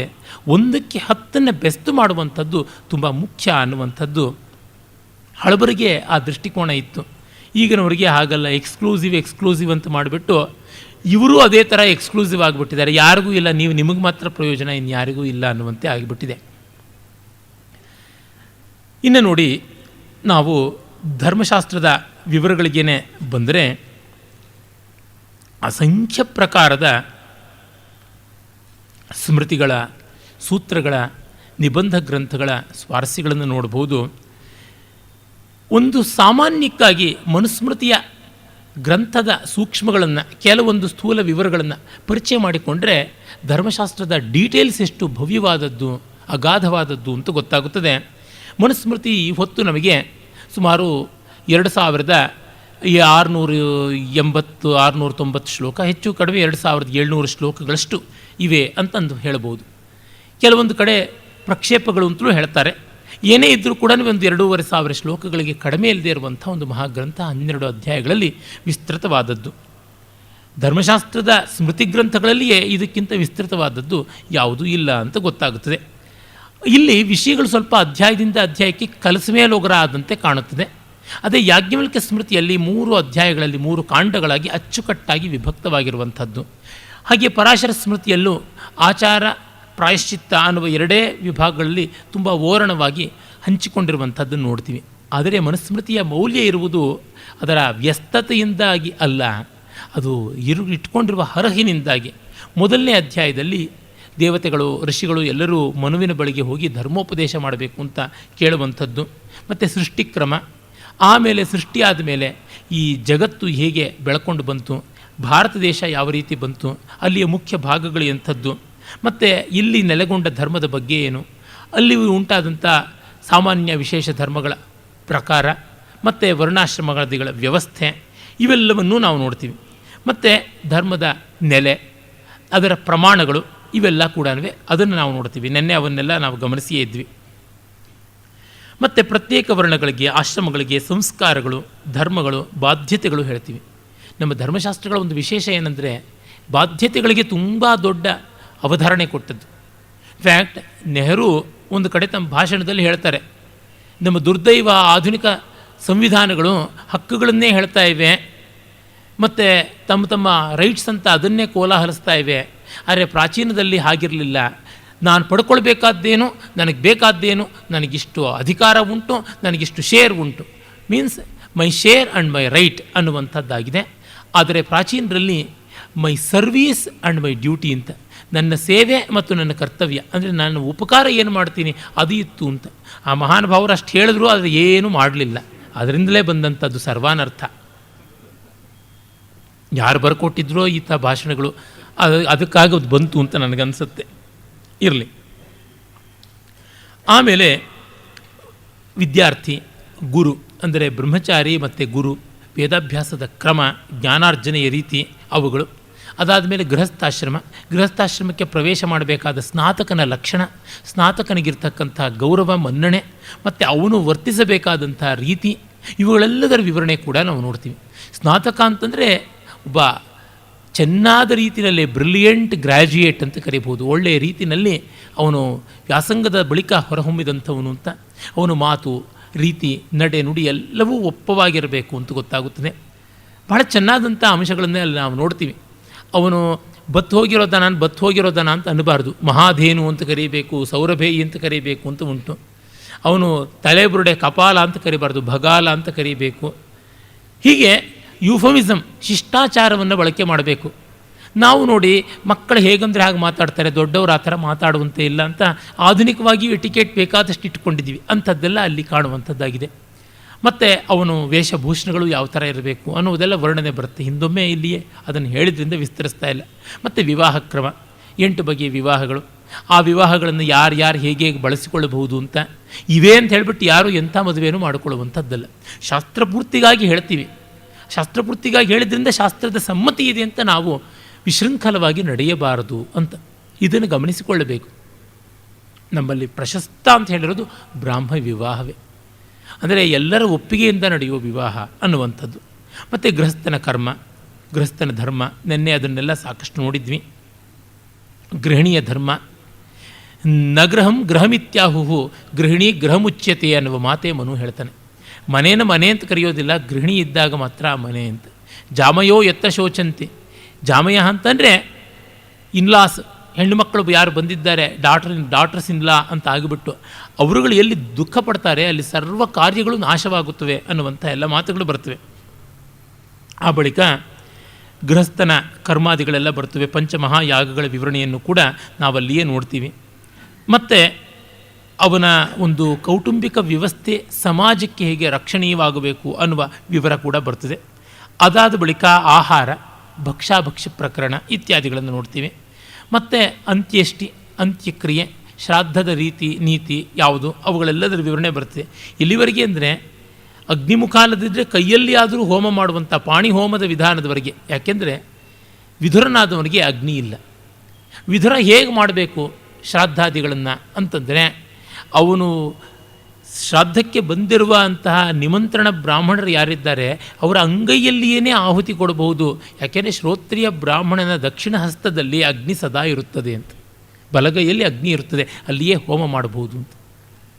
ಇದರ ಬಗ್ಗೆ ಒಂದು ಸ್ವಾರಸ್ಯಕಾರಿಯಾದ ಕಥೆಯನ್ನು ವಾಸುದೇವಾಚಾರ್ಯರು ತಮ್ಮ ನೆನಪುಗಳು ಪುಸ್ತಕದಲ್ಲಿ ಬರೀತಾರೆ. ಮಹಾರಾಜರು ಅಂದರೆ ಮುಮ್ಮಡಿ ಕೃಷ್ಣರಾಜ ಒಡೆಯರಿಗೆ ಯಾವಾಗಲೂ ಒಮ್ಮೆ ತುಂಬ ದೊಡ್ಡ ಅನರ್ಥ ಕಾಲ ಬಂದಿದೆ ಎಂದಾಗ ತಿಲಪುರುಷ ದಾನವನ್ನು ಕೊಡಬೇಕು ಅಂತಂದರು. ಆ ತಿಲಪುರುಷ ದಾನವನ್ನು ಸ್ವೀಕಾರ ಮಾಡೋದಕ್ಕೆ ತುಂಬ ನಿಷ್ಠೆ ಇರಬೇಕು, ಅದನ್ನು ಜೀರ್ಣಿಸಿಕೊಳ್ಳೋದು ಕಷ್ಟ. ಅದಕ್ಕೆ ಯಾರು ಸಾಧ್ಯ ಅಂದರೆ ಎಡತೊರೆ ಅಂತ ಈಗ ಹೇಳ್ತಾರಲ್ಲ, KR ನಗರ ಅಂತ, ಅಲ್ಲಿದ್ದಂಥ ಒಬ್ಬರು ಸೋಮಯಾಜಿಗಳಿಗೆ ಸಾಧ್ಯ ಅಂತ. ಅವ್ರು ಹೇಳಿದಂತೆ ನೀವು ನಮ್ಮ ಅಗ್ನಿಗ್ರಹಕ್ಕೆ ಬಂದು ಅಲ್ಲಿಯೇ ದಾನ ಕೊಡಬೇಕು ಅಂತ. ಯಾಕೆಂದರೆ ರಾಜಕ್ಷೇತ್ರದಲ್ಲಿ ದಾನ ಪಡೆದರೆ ಅದು ರಾಜಸವಾಗುತ್ತೆ, ಇದು ಬ್ರಾಹ್ಮಕ್ಷೇತ್ರದಲ್ಲಿ ಆದರೆ ಅದು ಸಾತ್ವಿಕವಾಗುತ್ತದೆ ಅಂತ. ಜೊತೆಗೆ ಮೊನ್ನೆ ದಿವಸ ನಾನು ಮಹಾದರ್ಶನದಲ್ಲಿ ಬುಡಿಲರ ಬಗ್ಗೆ ಹೇಳುವಾಗ ಇದೇ ಮಾತನ್ನು ಹೇಳಿದ್ದೆ. ಅಲ್ಲಿ ಅದನ್ನೇ ಉಲ್ಲೇಖ ಮಾಡ್ತಾರೆ. ಜನಕ ಬುಡಿಲರಿಗೆ ಒಂದು ಗ್ರಾಮವನ್ನು ದಾನ ಕೊಡ್ತೀನಿ ಅಂದರೆ, ನೀವು ಅರಮನೆಗೆ ನನ್ನನ್ನು ಕರೆಸ್ಕೊಂಡು ಕೊಡಬೇಡಿ, ನನ್ನ ಅಗ್ನಿಗ್ರಹಕ್ಕೆ ಬಂದು ನನ್ನ ಮನೆಯಲ್ಲಿ ಬಂದು ಕೊಡಿ. ಯಾಕೆಂದರೆ ಅರಮನೆಗೆ ಬಂದರೆ ನಮ್ಮ ಬುದ್ಧಿ ಕೆಟ್ಟು ಇನ್ನೇನೇನು ಬಯಸಿಬಿಡ್ತೀವೋ ಗೊತ್ತಿಲ್ಲ ಅಂತ. ಯಾಕೆಂದರೆ ಅಲ್ಲಿ ಇನ್ನೇನೋ ಆಕರ್ಷಕವಾಗಿರೋದು ಕಾಣಿಸುತ್ತೆ, ಮತ್ತೊಂದು ಯಾವುದೋ ಸೊಗಸಾಗಿರೋದು ಕಾಣುತ್ತೆ, ಅದರ ಕಡೆಗೆ ಮೋಜು ಹೋಗುತ್ತೆ, ಇದರ ಜೊತೆಗೆ ಅದು ಕೊಡಿ ಅಂತ ಕೇಳುವುದಾಗುತ್ತದೆ. ಅದು ಬೇಡವೇ ಬೇಡ ಅಂತ. ಕೆಲವೊಮ್ಮೆ ನಮಗೆ ಚಾಯ್ಸ್ ಬಿಡಬಾರ್ದು. ಬಿಟ್ಟರೆ ನಮಗೆ ನಾವು ಬಿಟ್ಟಂಥದ್ರ ಬಗ್ಗೆನೇ ಗಮನ ಇರುತ್ತೆ. ಏನಿಲ್ಲ 4 ಸೀರೆ ಮುಂದೆ ಇಟ್ಬಿಟ್ಟು ಯಾವ್ದಾರು ಒಂದು ತೊಗೊಳ್ಳಿ ಅಂದರೆ 4 ಯಾಕೆ ತೊಗೊಳ್ಳಿ ಅಂತ ಇವ್ರು ಹೇಳಿಲ್ಲ ಅಂತ. ಮತ್ತು ನಾವು ಆಯ್ಕೆ ಮಾಡಿಕೊಂಡು ಒಂದಕ್ಕಿಂತ ಇನ್ನು 3 ಚೆನ್ನಾಗೇ ಇರುತ್ತೆ, ನಮ್ಮ ಕೈಗೆ ಬಂದಾಗ ಆ ಮಿಕ್ಕಿದ 3 ಚೆನ್ನಾಗಿರುತ್ತೆ. ಈ ರೀತಿಯಾದಂಥ ಒಂದು ವಿಕಾರ ಆಗಿಬಿಡುತ್ತೆ. ಆ ಕಾರಣದಿಂದ ಅವ್ರು ಹೇಳ್ತಾರೆ. ಮತ್ತು ಬಂದಾಗ ಅವರು ಎಡಗೈ ಚಾಚ್ತಾರೆ. ಮಹಾರಾಜರ ಪರಿವಾರದಲ್ಲಿ ಕೆಲವರಿಗೆ ಕೋಪ ಬರುತ್ತೆ, ಏನು ಎಡಗೈನಲ್ಲಿ ತೊಗೊಳ್ಳೋದು ಅಂತ. ಇಲ್ಲ, ಇದು ಯುಕ್ತವಾದದ್ದು ಅಂತಂತಾರೆ. ಕಡೆಗೆ ಹಠ ಮಾಡ್ತಾರೆ. ಆಗ ಆಯಿತು ದೈವೇಚ್ಛೆ ಅಂಥೇಳಿ ಎಡಗೈನಲ್ಲಿ ತೊಗೋತಾರೆ. ಮತ್ತು ಏನು ಎಂಥದ್ದು ಬಲಗೈನಲ್ಲಿ ತೊಗೊಂಡ್ರೆ ಏನಾಗ್ತಿತ್ತು ಅಂದರೆ, ನೋಡಿ ಈ ಥರ ಅಗ್ನಿ ಉಂಟು, ಶ್ರೋತ್ರಿಯ ಬ್ರಹ್ಮನಿಷ್ಠನಾದ ಬ್ರಾಹ್ಮಣನ ಅಂಗೈನಲ್ಲಿ ಬಲಗೈನಲ್ಲಿ ಅಗ್ನಿ ಇದೆ ಅಂತಂದರೆ ಏನದಕ್ಕೆ ಪ್ರಮಾಣ ಅಂದರೆ, ಆಗ ಅಲ್ಲಿಯೇ ಇದ್ದಂಥ ಮೂಢ ಅಂತಂದರೆ ಆ ಯಜ್ಞ ನಡೆಯುವ ಕಾಲದಲ್ಲಿ ಬಿಟ್ಟು ಮಿಕ್ಕಂತೆ ಅಗ್ನಿಗಳನ್ನು ಕಾಪಾಡಿಕೊಳ್ಳಬೇಕಲ್ಲ, ಆಗ ಅಗ್ನಿಯನ್ನು ರಾತ್ರಿ ಇಡೀ ಕಾಪಾಡಿಕೊಳ್ಳಬೇಕು, ಇನ್ನೊಂದು ಹೋಮ ಆಗುವವರೆಗೆ ಬೆಳಗ್ಗೆಯಿಂದ ಸಂಜೆವರೆಗೆ ಕಾಪಾಡಿಕೊಳ್ಳಬೇಕು ಅಂದರೆ ಸುಮಾರು ಒಂದು ದಪ್ಪ ತೆಂಗಿನಕಾಯಿ ಗಾತ್ರದ ಸಗಣಿಯನ್ನು ಗಟ್ಟಿಯಾಗಿ ಹಿಸುಕಿ ಮುದ್ದೆ ಮಾಡಿ ಬಿಸಿಲಲ್ಲಿ ಒಣಗಿಸಿಟ್ಟಿರ್ತಾರೆ. ಅದೊಂದು ದೊಡ್ಡ ತಾಳಫಲ ಪ್ರಮಾಣವಾಗಿರುತ್ತೆ. ಆ ರೀತಿಯಾದ ಉಂಡೆ, ಆ ಉಂಡೆಯನ್ನು ಕೈನಲ್ಲಿ ಇಟ್ಟುಕೊಂಡ್ರೆ ಅದು ಸ್ವಲ್ಪ ಹೊತ್ತಿಗೆ ಹೊಗೆ ಆಡಿ ಅದು ಕೆಂಡದಂತೆ ಆಯಿತು. ಅದರಿಂದ ನೋಡಿ ಇದು ಹೇಗಿದೆ ಅಂತ ಗೊತ್ತಾಯಿತು ಅಂತ ಕಥೆ ಉಂಟು. ಇದರ ವಾಸ್ತವತೆ ಏನೇ ಇದ್ದರೂ ಒಂದೇ ತಾತ್ಪರ್ಯ. ದಕ್ಷಿಣ ಪಾಣಿಯಲ್ಲಿ ಅಗ್ನಿ ಇರುತ್ತದೆ ಅಂದರೆ ಆ ಅಗ್ನಿ ಯಜ್ಞರೂಪದಲ್ಲಿ ವಿನಿಯೋಗ, ಅವನಿಗೆ ಕೊಟ್ಟಿದ್ದು ಅವನ ಸೊತ್ತಲ್ಲ, ಅದು ಸಮಾಜದ ಸೊತ್ತು ಅಂತ. ಬ್ರಾಹ್ಮಣನಿಗೆ ದಾನ ಕೊಡಿ ಅಂತ ಎಲ್ಲರೂ ಹೇಳಿದ್ದಕ್ಕೆ ಕಾರಣ ಅಗ್ನಿಗೆ ಕೊಟ್ಟಂತೆ ಅದು ಅಗ್ನಿಯಲ್ಲಿ ಹಾಕಿದ್ದು ಸರ್ವತ್ರ ವಿತರಣೆಗೊಳ್ಳುತ್ತದೆ ಅನ್ನುವ ದೃಷ್ಟಿ. ಅದರಿಂದಲೇ ಹಿಂದೆ ಎಲ್ಲರೂ ದಾನ ಪಡೆದದ್ದನ್ನು ವಿತರಣೆ ಮಾಡ್ತಲೇ ಇದ್ದರು, ಇಟ್ಕೊಳ್ತಾ ಇರಲಿಲ್ಲ. ಅದು ಬಹಳ ಮುಖ್ಯವಾಗಿ ಗಮನಿಸಬೇಕಾದಂಥ ಅಂಶ. ಆಮೇಲೆ ನಾವು ನೋಡುವಂಥದ್ದು ಅಂತ್ಯಷ್ಟಿ, ಸೂತಕ ಮತ್ತು ಶುದ್ಧೀಕರಣ ಅಂದರೆ ಆಶೌಚ. ಇದರ ಬಗ್ಗೆ ತುಂಬ ದೊಡ್ಡದಾಗಿ ಬೆಳೆದಿದೆ, ಮಹಾಪ್ರಕರಣವೇ ಉಂಟು. ಅದನ್ನೆಲ್ಲ ಕಾಣಿಯವರು ಬಹಳ ಚೆನ್ನಾಗಿ ತೀರ್ಮಾನ ಮಾಡಿ ಹೇಳಿದ್ದಾರೆ. ಅದಾದ ಬಳಿಕ ವಿಧವೆ, ವಿಧುರ ಅವರ ಕರ್ತವ್ಯಗಳು, ಮತ್ತು ವಾನಪ್ರಸ್ಥ, ಸನ್ಯಾಸ, ಈ ಆಶ್ರಮಗಳ ಒಂದು ವಿವರಗಳು. ಸನ್ಯಾಸದಲ್ಲಿ ಕಾವಿ ಬಟ್ಟೆಗೆ ಸರ್ವತ್ರ ಬೆಲೆ ಅಂತ ನಾವು ಮಾತನ್ನು ಮನು ಹೇಳಿಲ್ಲ. ನ ಲಿಂಗಂ ಧರ್ಮ ಕಾರಣಂ ಅನ್ನುವಲ್ಲಿ ಹೇಳ್ತಾನೆ, ಯದಹರೇವ ವಿರಜೇತ್ ತದಹರೇವ ಪ್ರವ್ರಜೇತ್ ಅಂತ. ಎಂದು ವೈರಾಗ್ಯ ಬರ್ತದೆಯೋ ಅಂದೇ ಮನೆ ಬಿಡುವಂಥದ್ದು, ಅದಕ್ಕೆ ಮುಹೂರ್ತ ಕಾಯುವಂಥದ್ದೇನಿಲ್ಲ. ಜೊತೆಗೆ ಬಂದ ವೈರಾಗ್ಯ ಹೋಗದಂತೆ ಕಾಪಾಡಿಕೊಳ್ಳಬೇಕಾದದ್ದು ಉಂಟು. ಅದರಲ್ಲಿ ಇನ್ನೂ ಗಮನಿಸಬೇಕಾದ್ದೇನೆಂದರೆ, ಲಾಂಛನ ಮಾತ್ರ ಸನ್ಯಾಸ ನಿಷ್ಪ್ರಯೋಜಕ ಅಂತ. ಆ ಥರ ಹೇಳ್ತಲೇ ದೌರ್ಬ್ರಾಹ್ಮಣ್ಯದ ಲಕ್ಷಣಗಳು ಏನು ಅಂತ ಹೇಳ್ತಾ ಜ್ಯೋತಿಷವನ್ನು, ಗಣಹೋಮವನ್ನು ಇವನ್ನೆಲ್ಲ ಬಿಸ್ನೆಸ್ ಆಗಿ ಬಳಸ್ಕೊಳ್ಳುವಂಥದ್ದು, ಇದೆಲ್ಲ ತುಂಬ ತಪ್ಪು ಅನ್ನುವ ಮಾತನ್ನು ಮನು ಹೇಳ್ತಾನೆ. ಅದಾದ ಮೇಲೆ 8, 7, 2 ಅಧ್ಯಾಯದಲ್ಲಿ 7, 8 ಅಧ್ಯಾಯಗಳಲ್ಲಿ ವಿಸ್ತಾರವಾಗಿ ರಾಜಧರ್ಮ ಬರ್ತದೆ. ರಾಜನ ಅಧಿಕಾರ, ಸಪ್ತಾಂಗಗಳು, ಸ್ವಾಮಿ, ಅಮಾತ್ಯ, ಸುಹೃತ್, ಕೋಶ, ಬಲ, ಜಾನಪದ ಅನ್ನುವಂಥವು, ಮತ್ತು ಮಂತ್ರಿ ಪರಿಷತ್ತು, 8 ಜನ ಪ್ರಧಾನ ಮಂತ್ರಿಗಳು, ಅಮಾತ್ಯ, ಮಂತ್ರಿ, ಸಚಿವ ಅನ್ನುವಂಥವರು, ಅವರುಗಳ ರೀತಿ. ಅದಾದ ಮೇಲಿಂದ ಸಭಾ ಲಕ್ಷಣ, ಸಭಾ ನಿರ್ವಾಹ, ಮಂತ್ರಾಲೋಚನೆ, ಮಂತ್ರ ರಕ್ಷಣ, ಮಂತ್ರ ರಹಸ್ಯ ಕಾಪಾಡಿಕೊಳ್ಳುವ ಬಗ್ಗೆ, ಆಮೇಲೆ ಬೇರೆ ಬೇರೆ ವಿವಾದಗಳು, ಆ ವಿವಾದಗಳ ವಿವರಗಳು, ಇವನ್ನೆಲ್ಲವನ್ನೂ ನಾವು ನೋಡ್ತೀವಿ. ಅದಾದ ಮೇಲೆ 9ನೇ ಅಧ್ಯಾಯದಲ್ಲಿ ಪ್ರತ್ಯೇಕವಾಗಿ ಸ್ತ್ರೀಧರ್ಮ ಬರುತ್ತದೆ. ನಮ್ಮಲ್ಲಿ ಎಷ್ಟೋ ಕಡೆಗೆ ಸ್ತ್ರೀಗೆ ಯಾವ ವ್ರತ, ಯಾವ ಹೋಮ ಯಾವುದು ಮಾಡದೇ ಇದ್ದರೂ ಏನು ಪಾತಕ ಬರೋದಿಲ್ಲ. ಅವಳು ಗಂಡನ ಒಬ್ಬನ ಪತ್ನಿಯಾಗಿದ್ದರೆ ಅವನ ಜೊತೆಗೆ ಸರಿಯಾಗಿ ನಡ್ಕೊಂಡ್ರೆ ಸಾಕು. ಅವಳು ಅವಿವಾಹಿತೆಯಾಗಿ ಕುಮಾರಿಯೋ ಬ್ರಹ್ಮಚಾರಿಣಿಯೋ ಆಗಿದ್ದರೆ ಅವಳು ಆ ಒಂದು ಮಾರ್ಗದಲ್ಲಿಯೇ ತತ್ವಚಿಂತನೆ ಮಾಡಿದರೆ ಸಾಕು, ಅದರಿಂದಲೇ ಕೈವಲ್ಯ ಸಿದ್ಧಿಯಾಗುತ್ತದೆ ಅನ್ನುವಂಥ ವಿವರಗಳು ಬರ್ತವೆ. ಅದಾದ ಮೇಲೆ ನ್ಯಾಯನಿರ್ಣಯದಲ್ಲಿ ಉಂಟಾಗುವ ತೊಡಕುಗಳು, ಅಲ್ಲೆಲ್ಲ ಬೇಕಾಗಿರ್ತಕ್ಕಂಥ ಜ್ಯೂರೀಸ್ ಅಂತ ಕರೀತಾರಲ್ಲ, ಅವರ ಪರಿಷತ್ತಿನ ಲಕ್ಷಣ ಇತ್ಯಾದಿಗಳೆಲ್ಲ ಬರುತ್ತದೆ. ಅದಾದ ಮೇಲೆ ವೈಶ್ಯ ಶೂದ್ರಾದಿ ವರ್ಣಗಳ ಕರ್ತವ್ಯಗಳು, ಅವರ ಬಾಧ್ಯತೆಗಳು, ಅವರ ಅಧಿಕಾರಗಳು, ಅವುಗಳ ಬಗ್ಗೆ ನೋಡ್ತೀವಿ. ಮತ್ತು 10ನೇ ಅಧ್ಯಾಯದಲ್ಲಿ ಚಾತುರ್ವರ್ಣ್ಯಕ್ಕೆ ಮೀರಿ ಇರುವಂತಹ ನಾನಾ ವಿಧವಾದ ಪ್ರತಿಲೋಮ ಅನುಲೋಮ ವರ್ಣಗಳ ವಿವರಣೆ ಬರುತ್ತೆ. ಅಂದರೆ ನೋಡಿ, ಈ ವರ್ಣಗಳು ವಾಟರ್ ಟೈಟ್ ಕಂಪಾರ್ಟ್ಮೆಂಟ್ಸ್ ಆಗಿರಲಿಲ್ಲ. ಅಪ್ವರ್ಡ್ ಆ್ಯಂಡ್ ಡೌನ್ವರ್ಡ್ ಮೂಮೆಂಟ್ ಅಂತ ಇವರು ಆಧುನಿಕರು ಹೇಳುವಂತೆ ಏನಾದರೂ ಇದ್ದರೆ ಅದೆಲ್ಲ ನಡೀತಾ ಇತ್ತು ಅಂತ ಗೊತ್ತಾಗುತ್ತದೆ. ಒಂದು ಮತ್ತೊಂದು ವರ್ಣಗಳ ಜೊತೆಗೆ ಮದುವೆಯಾಗಿ ಅಲ್ಲಿ ಸಂತಾನ, ಅವರ ಪ್ರಭೇದ, ಅವರ ಉದ್ಯೋಗ, ಜೀವಿಕೆ, ಅವರ ಅಧಿಕಾರ ಅನಧಿಕಾರ ಇತ್ಯಾದಿ ಎಲ್ಲವೂ ಬರ್ತದೆ. ಎಷ್ಟರವರೆಗೆ ಧರ್ಮಶಾಸ್ತ್ರದಲ್ಲಿ ದೊಡ್ಡ ದೃಷ್ಟಿ ಇದೆ ಅಂದರೆ, ಬ್ರಾಹ್ಮಣ ಒಬ್ಬ ಶೂದ್ರಳನ್ನು ಮದುವೆ ಆದರೆ ಆ ಶೂದ್ರಳಿಗೆ ಒಬ್ಬ ಮಗ ಹುಟ್ಟಿದ್ರೆ ಅವನಿಗೆ ಕೂಡ ಪ್ರಾಪರ್ಟಿ ರೈಟ್ಸ್ ಉಂಟು. ಈ ಬ್ರಾಹ್ಮಣನ ಅಣ್ಣ ತಮ್ಮಂದರು ಯಾರೋ ಅವನು ಬೇರೆ ಜಾತಿಯಲ್ಲಿ ಹುಟ್ಟಿದ ಮಗ ಅಂತ ಅವನನ್ನು ಆಸ್ತಿ ಬಾಹಿರ ಅಂತ ಮಾಡೋಕ್ಕೆ ಸಾಧ್ಯ ಇಲ್ಲ ಅನ್ನುವ ಎಲ್ಲ ಮಾತುಗಳು ಬರ್ತವೆ. ಅದರ ದೊಡ್ಡತನಗಳನ್ನು ಗಮನಿಸದೆ ನಮ್ಮಲ್ಲಿ ಇವತ್ತು ಬುದ್ಧಿಜೀವಿಗಳು ಅನಿಸ್ಕೊಂಡಂಥ ದುರ್ಬುದ್ಧಿ ಜನ ಬಾಯಿಗೆ ಬಂದಂತೆ ಆಡ್ತಾ ಇರ್ತಾರೆ. ಅಂದರೆ ಯಾವ ಸಮಾಜದ ಘಟಕಕ್ಕೂ ಅನ್ಯಾಯವಾಗಬಾರದು ಅನ್ನುವ ದೃಷ್ಟಿ ಇತ್ತು ಅನ್ನುವಂಥದ್ದಲ್ಲಿ ಗೊತ್ತಾಗುತ್ತದೆ. ಆ ವರ್ಣಸಂಕರದಿಂದ, ಪ್ರತಿಲೋಮ ಅನುಲೋಮತೆಯಿಂದ ಬಂದಂಥ ಎಲ್ಲರನ್ನೂ ಮುಖ್ಯ ವರ್ಣದ ಮೇನ್ ಸ್ಟ್ರೀಮ್ನಲ್ಲಿ ಸೇರಿಸಿಕೊಳ್ಳುವಂಥ ಕ್ರಮಗಳು ಹೇಗೆ, ಅವ್ರನ್ನ ಮತ್ತೆ ಈ ಒಂದು ವರ್ಣಗಳಲ್ಲಿ ಚಾತುರ್ವರ್ಣ್ಯದಲ್ಲಿ ಅಡಕ ಮಾಡುವ ಬಗೆ ಹೇಗೆ ಅಂತ, ಇವೆಲ್ಲ ಮುಸಲ್ಮಾನರ ದೌರ್ಜನ್ಯದ ಬಳಿಕ ತುಂಬ ಕುಂಠಿತವಾಯಿತು. ಕಾರಣ ಎಲ್ಲ ರೀತಿಯಲ್ಲೂ ಸಮಾಜ ಉದ್ಧ್ವಸ್ತವಾಯಿತು. ಅದಕ್ಕೆ ಮುಂಚೆ ಇಟ್ ವಾಸ್ ವೆರಿ ಡೈನಮಿಕ್ ಅನ್ನುವುದು ನಮಗೆ ಸ್ಪಷ್ಟವಾಗಿ ಗೊತ್ತಾಗುತ್ತದೆ. ಮನ್ವಾದಿಗಳಲ್ಲಿಯೇ ಅದಕ್ಕೆ ಬೇಕಾದಂಥ ನಿದರ್ಶನ ಇದೆ, ಇತಿಹಾಸದಲ್ಲಿ ಕೂಡ ಕಾಣುತ್ತದೆ. ಮತ್ತು ವ್ಯಷ್ಟಿ ಧರ್ಮ, ಸಮಷ್ಟಿ ಧರ್ಮ, ಸಾಮೂಹಿಕವಾದ ವಿಶೇಷ ಸನ್ನಿವೇಶಗಳು, ಅಲ್ಲಿ ಬರುವಂಥ ತೊಡಕು ತೋಟಿ, ಆಗ ಬರುವ ಆಪದ್ಧರ್ಮ ಅದು ಉಂಟು. ಆಮೇಲೆ ಪಾತಕಗಳು, ಮಹಾಪಾತಕಗಳು, ಉಪಪಾತಕಗಳು ಅಂತ ಯಾವುದಿವೆ ಅವುಗಳ ವಿಭಾಗ. ಪಂಚಮಹಾಪಾತಕಗಳು ಅಂತ ಹೆಸರಾಗಿರುವಂಥದ್ದು ಬ್ರಹ್ಮತ್ಯ, ಸುರಾಪಾನ, ಭ್ರೂಣಹತ್ಯ, ಸ್ವರ್ಣಸ್ಥೇಯ, ಗುರುತಲ್ಪಗಮನ ಮತ್ತು ಇಂಥ ಪಾಪಿಗಳ ಜೊತೆಗೆ ಸಾಹಚರ್ಯ, ಇವನ್ನೆಲ್ಲವನ್ನೂ ಹೇಳಿದ್ದಾರೆ.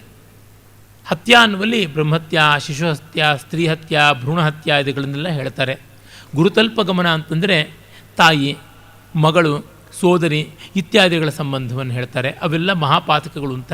ಮತ್ತು ಸುರಾಪಾನ ಇತ್ಯಾದಿಗಳನ್ನು, ಮತ್ತು ಸ್ಥೇಯ, ಸ್ವರ್ಣಸ್ಥೇಯ ಇತ್ಯಾದಿಗಳನ್ನು, ಕದಿಯುವಿಕೆ, ಇವನ್ನೆಲ್ಲ ಮಹಾಪಾತಕಗಳು ಅಂತ ಹೇಳಿದ್ದಾರೆ.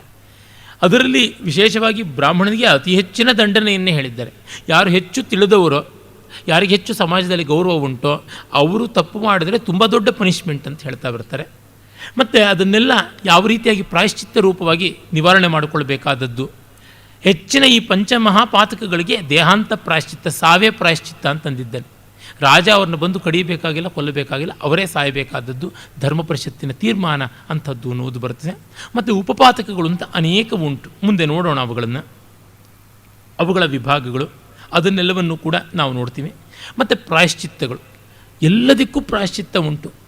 ಒಂದು ಕಪ್ಪೆಯನ್ನು ಕೊಂದದ್ರಿಂದ ಮೊದಲುಗೊಂಡು, ಗಿಡವನ್ನು ಕತ್ತರಿಸಿದ್ರಿಂದ, ಒಂದು ಕೆರೆ ಕಟ್ಟೆಯನ್ನು ಒಡೆದಿದ್ದರಿಂದ ಮೊದಲುಗೊಂಡು ಎಲ್ಲಕ್ಕೂ ದಂಡವೂ ಉಂಟು, ಪ್ರಾಯಶ್ಚಿತ್ತವೂ ಉಂಟು. ಅವುಗಳನ್ನು ನೋಡ್ತೀವಿ.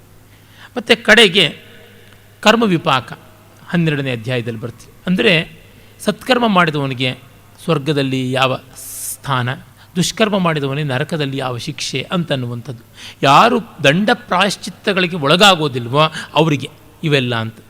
ಅಂದರೆ ನೋಡಿ, ರಾಜದಂಡದಿಂದ ಅವನು ದಂಡಿತನಾದರೆ, when he is punished by the law of king, ಅವನ ಪಾಪಗಳೆಲ್ಲ ನಿವೃತ್ತಿಯಾಗಿ ಅವನು ಸ್ವರ್ಗಕ್ಕೆ ಹೋಗ್ತಾನೆ ಅಂತಿದೆ.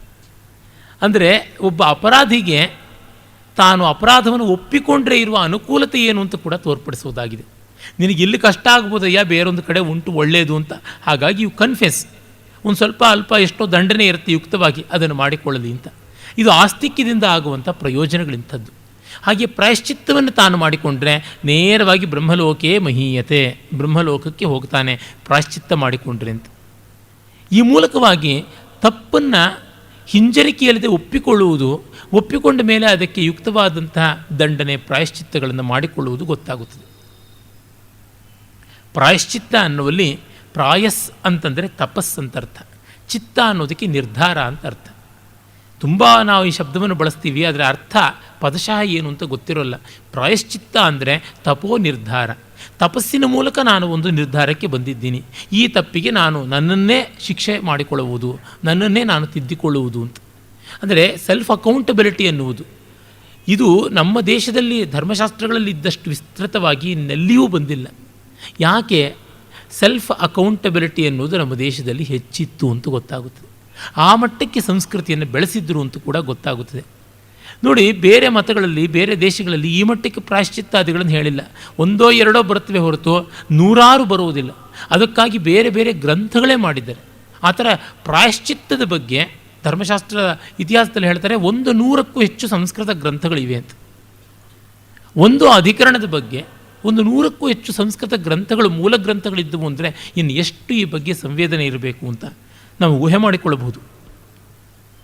ಆಮೇಲೆ ಈ ಕರ್ಮ ವಿಪಾಕದ ಮೂಲಕ ಉಂಟಾಗುವ ಶುಭಾಶುಭ ಫಲಗಳ ಸ್ವರ್ಗ ನರಕ ವಾಸಾದಿಗಳನ್ನು ಬಳಿಕ ಶುಭ ಕರ್ಮ ಅಶುಭ ಕರ್ಮಗಳಿಂದ ಉಂಟಾಗುವ ಉಚ್ಚ ನೀಚ ಜನ್ಮಗಳು, ಅಂದರೆ ಪ್ರಾಣಿ ಜನ್ಮ, ಸ್ಥಾವರ ಜನ್ಮ, ಮರ ಗಿಡಾದಿಗಳ ಜನ್ಮ, ಅಶ್ಮ ಗ್ರಾವಾದಿಗಳ ಜನ್ಮ, ಕಲ್ಲು ಮಣ್ಣು ಇತ್ಯಾದಿಗಳ ಜನ್ಮ, ಉತ್ತಮೋತ್ತಮವಾದ ಕುಲದಲ್ಲಿ ಉತ್ತಮೋತ್ತಮವಾದಂತಹ ಹಿನ್ನೆಲೆಯಲ್ಲಿ ಹುಟ್ಟತಕ್ಕಂಥದ್ದು, ಈ ರೀತಿಯಾದದ್ದರದೆಲ್ಲ ವಿವರಣೆಯನ್ನು ನಾವು ನೋಡ್ತೀವಿ.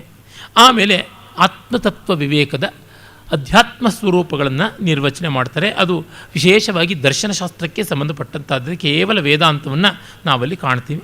ಆಮೇಲೆ ಧರ್ಮ ಜಿಜ್ಞಾಸೆ, ಸಂದೇಹ ಬಂದಾಗ ಪರಿಹಾರ ಹೇಗೆ, ಪುಸ್ತಕ ನೋಡಿ ಅಲ್ಲ ಪರಿಹಾರ, ಆಚರಣೆ ಮಾಡುವ ವ್ಯಕ್ತಿಗಳನ್ನು ನೋಡಿ ಪರಿಹಾರ, ಮತ್ತು ಆ ವ್ಯಕ್ತಿಗಳ ತತ್ವಚಿಂತನೆಯ ಮಥಿತಾರ್ಥವಾಗಿ ಬಂದ ಮಾತುಗಳ ಮೂಲಕವಾಗಿ ಪರಿಹಾರ ಅಂಥೇಳಿ ಪರಿಷತ್ತಿನ ಸದಸ್ಯರ ವಿವರಗಳು, ಅವರ ಯೋಗ್ಯತೆಗಳು, ಇದೆಲ್ಲದರ ವಿಷಯಗಳು ನಮಗೆ ಗೊತ್ತಾಗುತ್ತೆ.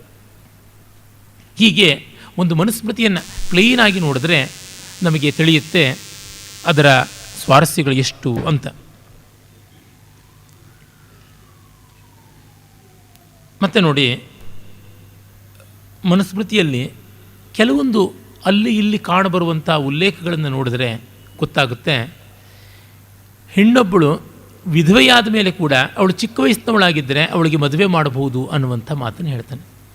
ಯಾವಳು ತುಂಬ ಕಾಲ ಗಂಡನ ಜೊತೆಗೆ ಬಾಳಿ ವಿಧವೆಯಾಗಿರ್ತಾಳೆ ಅವಳಿಗೆ ಪುನರ್ವಿವಾಹ ಮಾಡಬೇಕಾಗಿಲ್ಲ ಅಂತ. ಸಹಜ, ಎಷ್ಟೋ ಜನಕ್ಕೆ ಇಂಥ ಕಾಲದಲ್ಲಿ ಅವಕಾಶ ಇದ್ದರೂ ಮಾಡಿಕೊಳ್ಳೋದಕ್ಕೆ ಇಷ್ಟಪಡೋದಿಲ್ಲ. ಅದನ್ನು ಕೂಡ ಗಮನಿಸಿರುವಂಥದ್ದನ್ನು ನಾವು ನೋಡ್ತೀವಿ. ಹಾಗೆಯೇ ಯಾಜ್ಞವಲ್ಕ್ಯ ಸ್ಮೃತಿಯಲ್ಲಿಯೇ ನೋಡಿದ್ರೆ ನಿಯೋಗ, ಅಂದರೆ ಆಪತ್ಕಾಲದಲ್ಲಿ ಬೇರೆಯ ಸಂತಾನವನ್ನು ಪಡೆಯುವಂಥದ್ದು, ಮತ್ತು ಪಿತ್ರಾರ್ಜಿತವಾದ ಆಸ್ತಿಪಾಸ್ತಿಯಲ್ಲಿ ಹೆಣ್ಣು ಮಕ್ಕಳಿಗೆ ಹೆಚ್ಚಿನ ಭಾಗ ಬರುವಂಥದ್ದು, ಆಮೇಲೆ ದ್ಯೂತವನ್ನು ಲೀಗಲೈಸ್ ಮಾಡಿದ್ದು ಯಾಜ್ಞವಲ್ಕ್ಯ ಸ್ಮೃತಿಯಲ್ಲಿ ಕಾಣುವುದು, ಮನುಸ್ಮೃತಿಯಲ್ಲಿ ಇಲ್ಲ. ಒಂದು ಚೇಂಜ್. ಯಾಕೆಂದರೆ ಏನು ಮಾಡಿದ್ರೂ ನಡೀತಾನೆ ಇರುತ್ತೆ. ಅದನ್ನು ನ್ಯಾಷನಲೈಸ್ ಮಾಡಿಬಿಟ್ಟಿದ್ದನು ಅದ್ರ ಮೇಲೆ ಟ್ಯಾಕ್ಸ್ ಹಾಕುವಂಥದ್ದು ಒಳ್ಳೆಯದು. ಅದನ್ನು ಲೀಗಲೈಸ್ ಮಾಡಿ ಟ್ಯಾಕ್ಸ್ ಹಾಕೋದು ಒಳ್ಳೆಯದು. ಕೌಟಿಲ್ಯ ಹೇಳ್ತಾನಲ್ಲ, ವೇಶ್ಯಾವಾಟಿಯನ್ನು ಲೀಗಲೈಸ್ ಮಾಡ್ತಾನೆ, ಕುಡಿತವನ್ನು ಲೀಗಲೈಸ್ ಮಾಡ್ತಾನೆ, ಮಾಂಸ ಭಕ್ಷಣವನ್ನು ಲೀಗಲೈಸ್ ಮಾಡಿ, ಕಟಕರ ಅಂಗಡಿಗಳನ್ನು ಲೀಗಲೈಸ್ ಮಾಡಿ ಅದನ್ನು ಗೌರ್ಮೆಂಟ್ ಸೂಪರ್ವಿಷನ್ಗೆ ತರ್ತಾನೆ.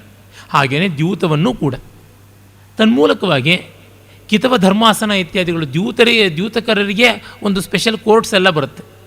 ಈಗ ನಾವು ನೋಡ್ತೀವಲ್ಲ, ಫ್ಯಾಮಿಲಿ ಕೋರ್ಟ್ ಅಂತ ಒಂದು ಸಪ್ರೇಟಾಗಿ, ಆ ರೀತಿಯಾಗಿ ಗ್ಯಾಂಬ್ಲಿಂಗ್ ಕೋರ್ಟ್ ಅಂತ, ಅದೇ ರೀತಿಯಾಗಿ ಪ್ರಾಸ್ಟಿಟ್ಯೂಷನ್ ಕೋರ್ಟ್ ಅಂತ, ಅದಕ್ಕೆಲ್ಲ ಕಾನೂನುಗಳು ಬೇಕಾದಷ್ಟಿವೆ.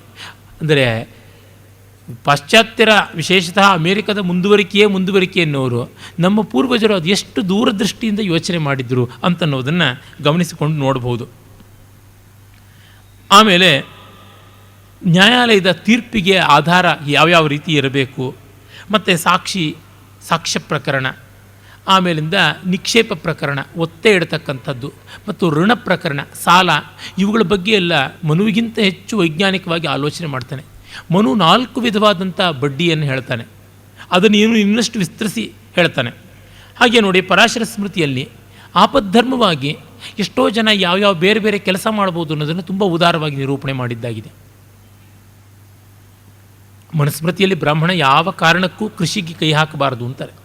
ಆದರೆ ಆಪದ್ಧರ್ಮವಾಗಿ ಕೃಷಿಯನ್ನು ಕೈಗೊಳ್ಳಬಹುದು ಅಂತ ಪರಾಶರ ಸ್ಮೃತಿಯಲ್ಲಿ ಬರ್ತದೆ.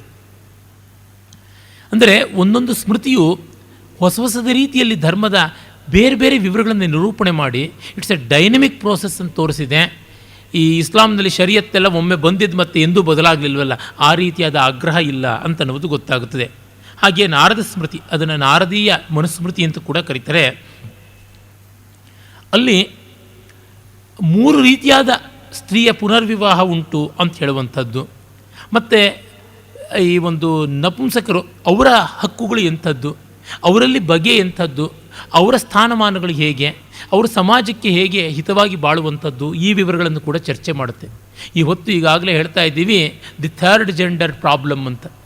ಎಲೆಕ್ಟ್ರೇಟ್ನಲ್ಲಿ ಏನಂತ ಹೇಳಬೇಕು, ಎಲ್ಲೂ ಅಪ್ಲಿಕೇಶನ್ ಇರೋದಿಲ್ಲ. ಒಂದು ಟಾಯ್ಲೆಟ್ನಲ್ಲಿ ಕೂಡ ಮೆನ್ಸ್ ವಿಮೆನ್ಸ್ ಅಂತ ಹಾಕಿರ್ತಾರೆ. ನಮ್ಮದು ಗತಿ ಏನು, ನಮ್ಮ ರೈಟ್ಸ್ ಏನು, ಸೆಕ್ಷುವಲ್ ಮೈನಾರಿಟಿ ಅಂತ, ಲೈಂಗಿಕ ಅಲ್ಪಸಂಖ್ಯಾತರು ಅಂತ ಹೇಳ್ಬಿಟ್ಟೆಲ್ಲ ಹೇಳ್ತಾರೆ. ಅವರ ರೀತಿ ಏನು, ಅವರ ಗತಿ ಏನು ಅಂತ ಈಗ ತುಂಬ ಚರ್ಚೆ ನಡೆದಿದ್ದರೆ, ನಾರದೀಯ ಮನುಸ್ಮೃತಿಯಲ್ಲೇನೇ ಈ ಬಗ್ಗೆ ಬಂದಿದೆ. ಅದರ ಕಾಲವನ್ನು ವಿಮರ್ಶಕರು ಕ್ರಿಸ್ತ ಶಕ 1 ರಿಂದ 3ನೇ ಶತಮಾನದ ಅಂತರದ ನಡುವೆ ಆಗಿದ್ದಿರಬೇಕು ಅಂತ. ಅಂದರೆ ಈಗ ಸುಮಾರು 1800-900 ವರ್ಷಗಳ ಕೆಳಗೆ ಈ ಚರ್ಚೆ ನಡೆಸಿದ್ದಾರೆ ಅಂದರೆ ಎಷ್ಟು ದೂರದೃಷ್ಟಿ ನಮ್ಮ ಧರ್ಮಶಾಸ್ತ್ರಜ್ಞರದು ಅಂತನ್ನುವುದು ನಮಗೆ ಗೊತ್ತಾಗುತ್ತೆ. ಹಾಗೆ ಕಳೆದುಕೊಂಡ ಆಸ್ತಿಯನ್ನು ಸಂಪಾದಿಸಿಕೊಳ್ಳುವುದು, ಕಳವಾಗಿ ಹೋದಂಥ ವಸ್ತುವನ್ನು ಹುಡುಕಿಸುವುದು, ಆ ಬಗ್ಗೆ ಕೂಡ ನಾವು ನೋಡ್ತೀವಿ. ಬೃಹಸ್ಪತಿ ಸ್ಮೃತಿ ಅಂತ ಒಂದು ಸ್ಮೃತಿ ಉಂಟು. ಅಲ್ಲಿ ಲೇವಾದೇವಿ ವ್ಯವಹಾರ, ಕುಸೀದ ಅಂತ ಕರೀತಾರೆ ಸಂಸ್ಕೃತದಲ್ಲಿ, ಅದರ ಸೂಕ್ಷ್ಮತೆಗಳನ್ನು ಬೇಕಾದಷ್ಟು ಚರ್ಚೆ ಮಾಡುತ್ತೆ. ನಾನು ಹೇಳಿದ್ನಲ್ಲ, ಮನು 4 ರೀತಿಯಾಗಿ ಬಡ್ಡಿಯನ್ನು ಹೇಳ್ತಾನೆ ಅಂತ ಹೇಳ್ಬಿಟ್ಟು, ಒಂದು ಅವನು ಕಾಯಿಕ ಅಂತ, ಮತ್ತು ಇನ್ನೊಂದು ಕಾರಿತ ಅಂತ, ಮತ್ತೊಂದು ಕಾಲ ಅಂತ, ಇನ್ನೊಂದು ಚಕ್ರ ಅಂತ. ಉತ್ತರೋತ್ತರವಾಗಿ ಕಾಯಿಕ ಅಂತನ್ನೋದು ಬಹಳ ಸಿಂಪಲ್ ಇಂಟ್ರೆಸ್ಟ್ ಅಂತ, ಕಾರಿತ ಅಂತಕ್ಕಂಥದ್ದು ಕಾಂಪ್ಲೆಕ್ಸ್ ಆಗ್ತಾ ಬರುವಂಥದ್ದು, ಕಾಲ ಅಂತಂದರೆ ತುಂಬ ಅಲ್ಪಾವಧಿಗೇ ಹೆಚ್ಚಿನ ಬಡ್ಡಿ ಹಾಕೋದು, ಇನ್ನು ಚಕ್ರ ಅನ್ನುವಂಥದ್ದು ನಮಗೆ ಗೊತ್ತಿದೆ, ಕಾಂಪೌಂಡ್ ಇಂಟ್ರೆಸ್ಟ್ ಅಂತ ಕರಿತೀವಿ, ಚಕ್ರ ಬಡ್ಡಿ, ಆ ರೀತಿಯಾಗಿ ಬರ್ತಕ್ಕಂಥದ್ದು. ಈ ಬಡ್ಡಿ ಶಬ್ದವೇ ಸಂಸ್ಕೃತದಿಂದ ಬಂದದ್ದು, ವೃದ್ಧಿ ಅನ್ನೋದರಿಂದ ಬಂದದ್ದು. ಅಸಲ್ ಅಂತಂತೀವಲ್ಲ, ಅಸಲ್ ಅನ್ನೋ ಶಬ್ದ ಅಸಲಿಗೆ ಕನ್ನಡದ್ದೇ ಅಲ್ಲ, ಅದು ಪರ್ಷಿಯನ್ ಶಬ್ದ. ವಸ್ತುತಃ ಸಂಸ್ಕೃತದಲ್ಲಿ ಇದಕ್ಕೆ ನೀವಿ, ಪರಿಪಣ ಅನ್ನುವ 2 ಶಬ್ದಗಳಿವೆ. ಅಮರಕೋಶದಲ್ಲಿ ಹೇಳ್ತಾನೆ. ಈ ಕ್ಯಾಪಿಟಲ್ ಅಥವಾ ಪ್ರಿನ್ಸಿಪಲ್ ಅಂತ ಇಂಗ್ಲೀಷ್ನಲ್ಲಿ ಕರೆಯುವಂಥದ್ದು, ಅದಕ್ಕೆ ವೃದ್ಧಿ ಅಂತ ಬಡ್ಡಿಯನ್ನು ನಾವು ಹೇಳ್ತೀವಿ. ಆ ಬಗ್ಗೆ ಅವನು ತುಂಬ ವಿಶೇಷವಾದಂಥ ವಿವರಗಳನ್ನು ಹೇಳ್ತಾನೆ. ಮತ್ತು ದಿವ್ಯ ಪ್ರಕರಣ ಅಂತ ಒಂದು ಉಂಟು, ವ್ಯವಹಾರ ಅಧ್ಯಾಯದಲ್ಲಿ ಬರ್ತದೆ. ಅದು ವಿಶೇಷವಾದ ಸ್ಪೆಷಲ್ ಆದಂಥದ್ದು. ಅಂದರೆ ನಾನು ಅಪರಾಧಿ ಅಲ್ಲ ಅನ್ನೋದನ್ನು ಶಪಥ ಮಾಡಿ ತೋರಿಸ್ತೀನಿ ಅಂತ ಹೇಳುವಂಥದ್ದು. ದಿವ್ಯ ಅಂದರೆ ಒಂದು ಬಗೆಯ ಅಲೌಕಿಕವಾದ ಪರೀಕ್ಷೆ.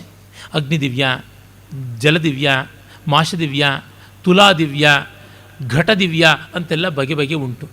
ಅಂದರೆ ನಾನು ಬೆಂಕಿಯಲ್ಲಿ ಕೈ ಇಟ್ಟು ನಾನು ನಿರಪರಾಧಿ ಅಂತ ಹೇಳ್ತೀನಿ ಅಂತ. ತೈಲದಿವ್ಯ ಅಂತಿದೆ, ಕಾದ ಎಣ್ಣೆಯಲ್ಲಿ ಕೈ ಹಾಕಿಬಿಟ್ಟು ಯಾವುದೋ ಒಂದು ಉಂಗುರವನ್ನು ಯಾವುದನ್ನು ತೆಗೆದುಬಿಟ್ಟು ನಾನು ನಿರಪರಾಧಿ ಅಂತ ತೋರಿಸ್ತೀನಿ ಅಂತ. ಹಾಗೆ ವಿಷ ಕುಡಿದುಬಿಟ್ಟು ನಾನು ನಿರಪರಾಧಿ ಅಂತ ಪ್ರೂವ್ ಮಾಡ್ತೀನಿ ಅಂತ ಅನ್ನುವಂಥದ್ದು. ತುಲಾದಿವ್ಯ, ತಕ್ಕಡಿಯೊಳಗೆ ಕೂತು ತುಲಾಭಾರ ಮಾಡಿಸಿಕೊಂಡು ಮಾಡುವಂಥದ್ದು. ಹಾಗೆಯೇ ಮಾಷದಿವ್ಯ ಅಂದರೆ ವಿಷವನ್ನು ಹಾಕಿಕೊಂಡು ಮಾಡುವಂಥದ್ದು ಅಂತಲೇ.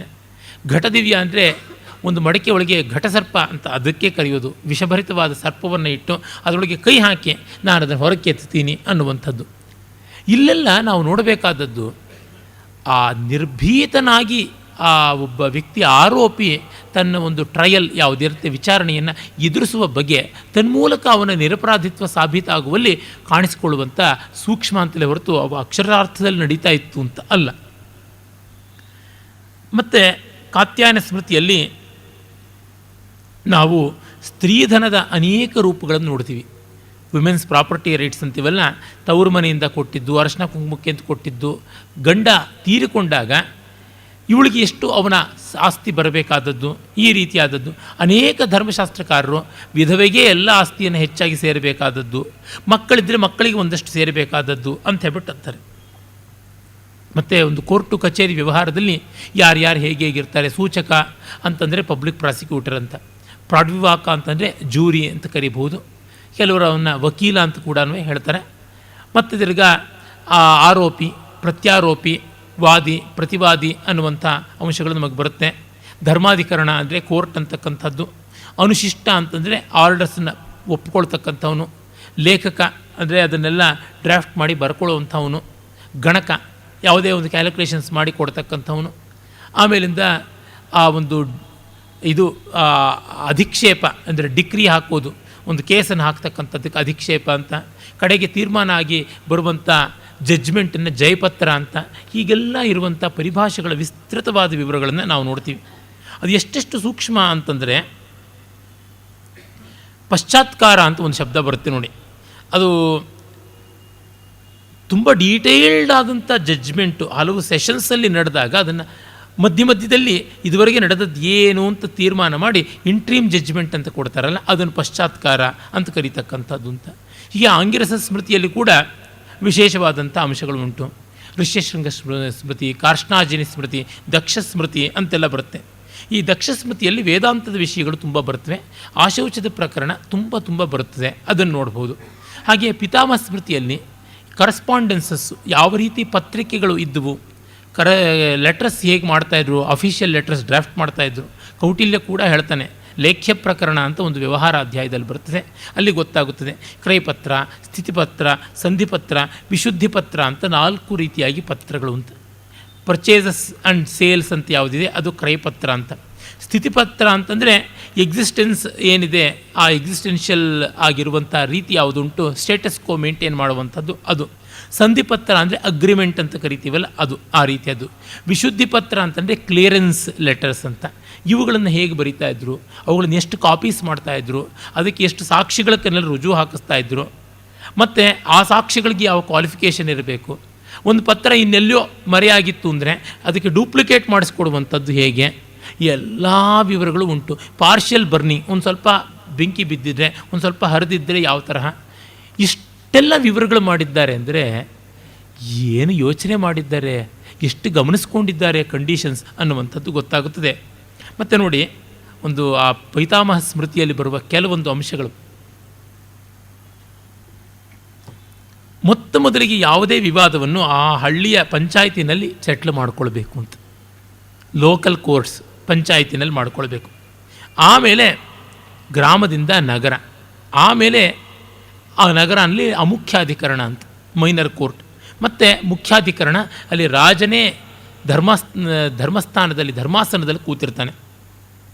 ಮತ್ತು ಒಂದು ದೇಶ, ಒಂದು ಪಟ್ಟಣ, ಸಮಾಜ ಇತ್ಯಾದಿಗಳು ಎಲ್ಲ ಇದ್ದಾಗ ಬೇರೆ ಬೇರೆ ರೀತಿಯಾಗಿ ಕೆಲವು ಸಮಾಜಗಳಿರ್ತವೆ, ಬೇರೆ ಬೇರೆ ವರ್ಣಗಳಿರ್ತವೆ, ಬೇರೆ ಬೇರೆ ಉದ್ಯೋಗದ್ದಿರ್ತವೆ. ಅವರವರ ಆಚಾರಕ್ಕೆ ತಕ್ಕಂತೆ ಪರಿಹಾರ ಮಾಡಿಕೊಳ್ಳಬೇಕು ಅಂತ ಬರುತ್ತೆ. ಅದಕ್ಕಾಗಿಯೇ ವರ್ತಕ ಶ್ರೇಣಿಗಳು ಅಂತ ಇರ್ತವಲ್ಲ, ನಿಗಮಗಳು, ಶ್ರೇಣಿಗಳು, ಪೂಗಗಳು ಅಂತೆಲ್ಲ ಕರೀತಾರೆ, ಗಿಲ್ಡ್ಸ್ ಅಂತ ಮಾಡ್ತಾರೆ. ಅವರವ್ರಿಗೇನೆ ಒಂದು ಮಟ್ಟದ ಲಾ ಆ್ಯಂಡ್ ಆರ್ಡರ್ಗೆ ಬೇಕಾದ ವ್ಯವಸ್ಥೆ ಕೊಟ್ಟಿದ್ರು ಅಂತ. ಇದು ತುಂಬ ದೊಡ್ಡದು. Decentralisation in the rightest manner ಆಗ್ತಾ ಇತ್ತು ಅಂತ ಗೊತ್ತಾಗುತ್ತೆ. ಒಂದಷ್ಟು ಜನ ವರ್ತಕರಿರ್ತಾರೆ, ಅವರು ತೈಲ ವರ್ತಕರು, ಅದಕ್ಕೆ ತೈಲ ನಿಗಮ ಅಂತ ಇರುತ್ತೆ.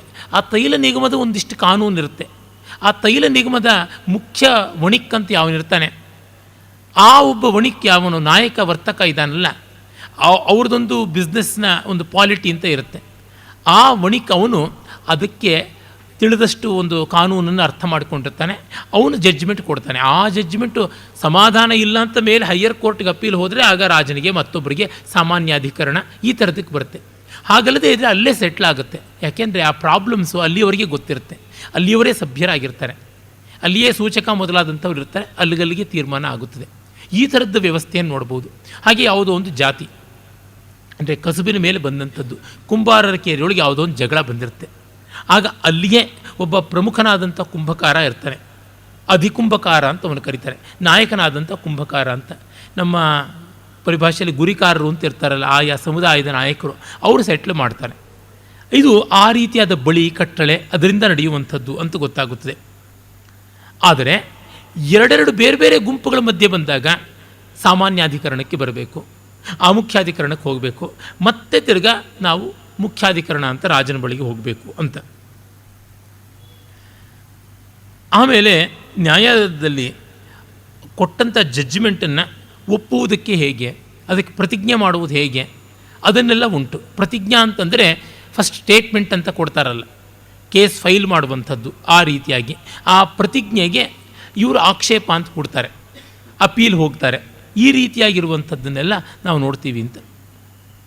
ಮತ್ತು ಬರವಣಿಗೆಗಿಂತ ಜಾನಪದ ಪತ್ರಕ್ಕೆ ಹೆಚ್ಚಿನ ಬೆಲೆ ಅಂತ. ಜಾನಪದ ಪತ್ರವನ್ನು ರಾಜಸ್ಥಾನ ಅಪ್ರೂವ್ ಮಾಡಿದ್ರೆ ಅದಕ್ಕೂ ಇನ್ನೂ ಹೆಚ್ಚಿನ ಬೆಲೆ. ಇವೆಲ್ಲಕ್ಕಿಂತಲೂ ತಲೆಮಾರುಗಳಿಂದ ಆ ಪತ್ರ ಅಂಗೀಕೃತವಾಗಿ ಸಮಾಜದಲ್ಲಿತ್ತು ಅಂದರೆ ಇನ್ನೂ ಹೆಚ್ಚಿನ ಬೆಲೆ ಅಂತನ್ನುವಂಥದ್ದು. ಮತ್ತು ಪ್ರತಿಯೊಬ್ಬರ ಆಚಾರ ವ್ಯವಹಾರ ಪರಂಪರೆಗಳನ್ನು ಗಮನಿಸಿಕೊಡಬೇಕು. ಸುಮ್ಮನೆ ಕುರುಡಾಗಿ ಜಡ್ಜ್ಮೆಂಟ್ ಕೊಡಬಾರ್ದು. ಆ ಯಾವುದೇ ಜಾತಿಗೆ ಯಾವುದೇ ಆಚಾರಕ್ಕೆ ವಿರೋಧವಾಗದಂತೆ ಮಾಡಬೇಕು ಅಂತ. ಇಷ್ಟಲ್ಲದೆ ಇದ್ದರೆ ಈ ಸಂಕೀರ್ಣವಾದ ಸಮುದಾಯಗಳಿಂದ ಕೂಡಿರುವ ನಮ್ಮ ದೇಶವನ್ನು ಕಾಪಾಡಿಕೊಳ್ಳೋಕ್ಕಾಗ್ತಾ ಇರಲಿಲ್ಲ. ಹಾಗೆ ಪುಲಸ್ತ್ಯ ಸ್ಮೃತಿನಲ್ಲಿ ಎಷ್ಟೋ ಶ್ರಾದ್ದ ಪ್ರಕರಣದಲ್ಲಿ ತುಂಬ ಮುಖ್ಯವಾದ ಭಕ್ಷ್ಯಗಳು ಪೇಯಗಳು ಇವುಗಳದೆಲ್ಲ ವಿವರಗಳನ್ನು ನಾವು ನೋಡ್ತೀವಿ. ಪೈಠಿನಸಿ ಸ್ಮೃತಿ ಅಂತ ಅದರೊಳಗೆ ವಿವಾಹಕ್ಕೆ ಸಂಬಂಧಪಟ್ಟಂತೆ ಎಷ್ಟೋ ಅಂಶಗಳನ್ನು ನಾವು ನೋಡ್ತೀವಿ. ಸುಮ್ಮನೆ ಆಸಕ್ತಿ ಕೆರಳಿಸುವುದಕ್ಕಾಗಿ ಕೆಲವು ಅಂಶಗಳು ಹೇಳ್ತೀನಿ ನೋಡಿ. ಸಗೋತ್ರವಲ್ಲದ ವಿವಾಹವೇ ಪ್ರಶಸ್ತ. ತಾಯಿ ಕಡೆ 5 ತಲೆಮಾರಲ್ಲಿ ರಕ್ತ ಸಂಬಂಧ ಇರಬಾರ್ದು, ತಂದೆ ಕಡೆ 7 ತಲೆಮಾರು ರಕ್ತ ಸಂಬಂಧ ಇರಬಾರ್ದು ಅಂತ ಹೇಳ್ಬಿಟ್ಟು ಅಂತಾನೆ. ಮನುಸ್ಮೃತಿಯಲ್ಲಂತೂ 2 ಕಡೆಯೂ 7 ತಲೆಮಾರು ಇರಬಾರ್ದು ಅಂತ ಹೇಳ್ಬಿಟ್ಟು ಅಂತಾನೆ. ಕನಿಷ್ಠ ತಾಯಿ ಕಡೆಯಿಂದ 3, ತಂದೆ ಕಡೆಯಿಂದ 5 ತಲೆಮಾರಿನಲ್ಲಿ ರಕ್ತ ಸಂಬಂಧ ಇರಬಾರದು ಅಂತ ಹೇಳ್ಬಿಟ್ಟು, ಇದು ಈಗಲೂ ಹಿಂದೂ ಲಾ ಅಂತ ಯಾವುದಿದೆ ಅಲ್ಲಿ ಈ ಒಂದು ಪೈಠಿನಸಿ ಸ್ಮೃತಿಯ ಅಂಶ ಅಂಗೀಕೃತವಾಗಿದೆ ಅಂತ ಹೇಳ್ಬಿಟ್ಟು ನಮಗೆ ಗೊತ್ತಾಗುತ್ತೆ. ಮತ್ತು ಹೆಂಗಸರು ಮನೆಗೆ ಅಧಿದೇವತೆಯರು, ಅವರಿಗೆ ನೀವು ಇಂಥ ವ್ರತ ಮಾಡುವಂಥ ಕಟ್ಲೆ ಮಾಡುವಂಥ ಗಂಡು ಅಧಿಕಾರ ತೋರಿಸಿ ಆರ್ಭಟ ಮಾಡುವಂತೆ ಇಲ್ಲ ಅಂತ ಹೇಳ್ಬಿಟ್ಟು, ಆಸ್ತಿಗೆ ಅವಳೇ ಮೊದಲ ಹಕ್ಕುದಾರಳು ಅಂತನ್ನುವಂಥದ್ದು. ಆಮೇಲೆ ಕೂಡಾವಳಿಯಿಂದ ಯಾವುದೇ ಪ್ರತಿಲೋಮ ಅನುಲೋಮ ವಿವಾಹದಿಂದ ಹುಟ್ಟಿದ ಮಕ್ಕಳಿಗೆ ಕೂಡ ಆಸ್ತಿಯ ಹಕ್ಕಿರುವಂಥದ್ದು. ಈ ಥರದ ಅಂಶಗಳನ್ನೆಲ್ಲ ಪೈಠಿನಸಿ ಸ್ಮೃತಿ ಹೇಳುತ್ತೆ. ಇನ್ನು ಪ್ರಾಚೇತಸ ಸ್ಮೃತಿ ಅಂತ ಒಂದು ಸ್ಮೃತಿ ಇದೆ.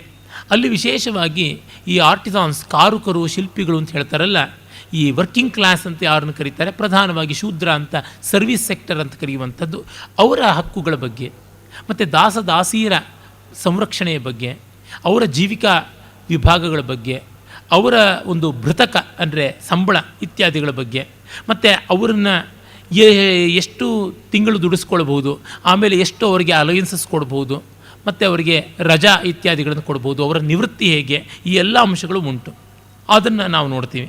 ಅದೇ ಥರ ಪ್ರಜಾಪತಿ ಸ್ಮೃತಿ, ಮರೀಚಿ ಸ್ಮೃತಿನಲ್ಲಿ ಆಸ್ತಿ ಕಾನೂನು ವರ್ಗಾವಣೆ, ಆಸ್ತಿ ವರ್ಗಾವಣೆಯ ಕಾನೂನು ಯಾವುದಿದೆ ಅದರ ಬಗ್ಗೆ ತುಂಬ ವಿಶೇಷವಾದಂಥ ವಿವರಗಳನ್ನು ನಾವು ನೋಡ್ತೀವಿ. ಯಮಸ್ಮೃತಿ, ಮನುಸ್ಮೃತಿಯಲ್ಲಿರುವಂಥ ಅನೇಕ ಅಂಶಗಳನ್ನು ಅದು ಬೆಳೆಸುತ್ತೆ. ಇಲ್ಲಿ ಬಲವಂತದಿಂದ ಯಾರಾದರೂ ಒಂದು ಕೆಲಸ ಮಾಡಿಸಿದ್ರೆ, ಅಥವಾ ಅತ್ಯಾಚಾರ ಇತ್ಯಾದಿಗಳಿಗೆ ಒಳಗಾದರೆ, ಅಥವಾ ಒಂದು ಮಾರಿಸುವುದು ಬಲವಂತವಾಗಿ, ಇಲ್ಲ ಬಲವಂತವಾಗಿ ಒಂದು ದಾನ ಕೊಡಿಸುವುದು ಮಾಡಿದ್ರೆ ಅದು ಊರ್ಜಿತವಾಗೋದಿಲ್ಲ. ಹೀಗಾಗಿ ಫೋರ್ಸಿಬಲ್ಲಾಗಿ ಯಾರಿಂದ ಏನೂ ಮಾಡಿಸಬಾರ್ದು ಅನ್ನುವಂಥದ್ದು ಗೊತ್ತಾಗುತ್ತದೆ. ಮತ್ತು ಪಬ್ಲಿಕ್ ಪ್ರಾಪರ್ಟಿ ಇಂಥವೆಲ್ಲ, ವಾಪಿ, ಕೂಪ, ತಟಾಕ, ಮಂದಿರ, ಮಂಡಪ, ಆರಾಮ ಅಂದರೆ ತೋಟ, ವೃಕ್ಷ, ಚೈತ್ಯ ವೃಕ್ಷ ಅಂದರೆ ಅಶ್ವತ್ಥಕಟ್ಟೆ, ಅರಳಿಕಟ್ಟೆ ಇತ್ಯಾದಿಗಳನ್ನು, ಇವುಗಳನ್ನೆಲ್ಲ ಹಾಳು ಮಾಡಿದವ್ರಿಗೆ, ಪಬ್ಲಿಕ್ ಪ್ರಾಪರ್ಟಿ ನಾಶ ಮಾಡಿದವ್ರಿಗೆ ಏನೇನು ದಂಡನೆ ಅಂತಿದೆ. ಇವತ್ತು ರ್ಯಾಲಿಗಳು, ಜಾಥಾಗಳು, ಮೆರವಣಿಗೆಗಳು, ಸ್ಟ್ರೈಕ್ಗಳು, ಬಂಧುಗಳು ಅಂತ ಮಾಡಿಕೊಂಡು ಎಷ್ಟು ಸಾರ್ವಜನಿಕ ಸ್ವತ್ತನ್ನು ಅಪಹರಣ ಮಾಡ್ತಾರೆ, ನಾಶ ಮಾಡ್ತಾರೆ, ಅದನ್ನು ಗಮನಿಸಿಕೊಳ್ಬೇಕು. ಮನುವಿನಲ್ಲಿ ಕೂಡ ತುಂಬ ಚೆನ್ನಾಗಿ ಬರುವಂಥದ್ದಾಗಿದೆ. ಹಾಗೆ ಬ್ರೀಚ್ ಆಫ್ ಕಾಂಡಕ್ಟ್ ಅಂತ ಹೇಳಿಬಿಟ್ಟು, ಮತ್ತು ಸಾಲವನ್ನು ಕೊಡದೆ ತಲೆ ತಪ್ಪಿಸ್ಕೊಳ್ತಕ್ಕಂಥದ್ದು ಯಾವುದಿದೆ ಅದು ಈಗಂತೂ ಯಥೇಷ್ಟವಾಗಿ ನಡೆಯುತ್ತದೆ. ಆ ಸಾಲ ನುಂಗಾಕುವಂಥದ್ದು ಅದು ಎಂಥ ಅಪರಾಧ, ಅದಕ್ಕೆ ಯಾವ ರೀತಿ ದಂಡನೆ ಕೊಡಬೇಕು ಅನ್ನೋದನ್ನು ಬಹಳ ವಿಸ್ತಾರವಾಗಿ ಚರ್ಚೆ ಮಾಡುತ್ತೆ. ಹೀಗೆ ಲೌಗಾಕ್ಷಿ ಸ್ಮೃತಿ ವಾನಪ್ರಸ್ಥ ಆಶೌಚಾದಿಗಳಿಗೆ ಒಂದು ಪ್ರಮಾಣ ಅನ್ನುವಂಥ ಗ್ರಂಥವಾಗಿ ಬೆಳೆದಿರೋದನ್ನು ನೋಡ್ತೀವಿ. ಇನ್ನು ವಿಶ್ವಾಮಿತ್ರ ಸ್ಮೃತಿ ಅಂತ ಯಾವುದು ಸ್ಮೃತಿ ಉಂಟು, ಅದು ಸಾಮಾನ್ಯ ಧರ್ಮಗಳನ್ನು ವಿಶೇಷವಾಗಿ ಹೇಳುವಂಥದ್ದಾಗಿದೆ. ವ್ಯಾಸ ಸ್ಮೃತಿ ತುಂಬ ಸೊಗಸಾಗಿ ಈ ವರ್ಣ ಧರ್ಮಗಳನ್ನು ಹೇಳುತ್ತೆ. ಅದರೊಳಗೂ ಬ್ರಾಹ್ಮಣನಿಗಂತೂ ಅದು ಹೇಗೆ ಹೇಳುತ್ತೆ ಅಂದರೆ, ಬ್ರಾಹ್ಮಣ ದಾನಗಳಿಗೆ ಆಸೆ ಪಡಬಾರ್ದು, ದಾನಗಳನ್ನು ಆಸೆ ಪಟ್ಟು ಎಂದೂ ತೊಗೊಳ್ಳೋದಕ್ಕೆ ಹೋಗಬಾರ್ದು, ದಾನದ ಪ್ರಮಾಣಕ್ಕೆ ಅನುಸಾರವಾಗಿ ಅವನು ವಿತರಣವನ್ನು ಮಾಡಬೇಕು, ಈ ಥರದ್ದನ್ನೆಲ್ಲ ಅಶ್ವಸ್ತನಿಕನಾಗಿ ಬಾಳಬೇಕು ಅನ್ನುವಂಥದ್ದನ್ನು ಹೇಳುತ್ತೆ. ರಾಜನ ಕರ್ತವ್ಯವನ್ನು ತುಂಬ ಚೆನ್ನಾಗಿ ಹೇಳುತ್ತದೆ.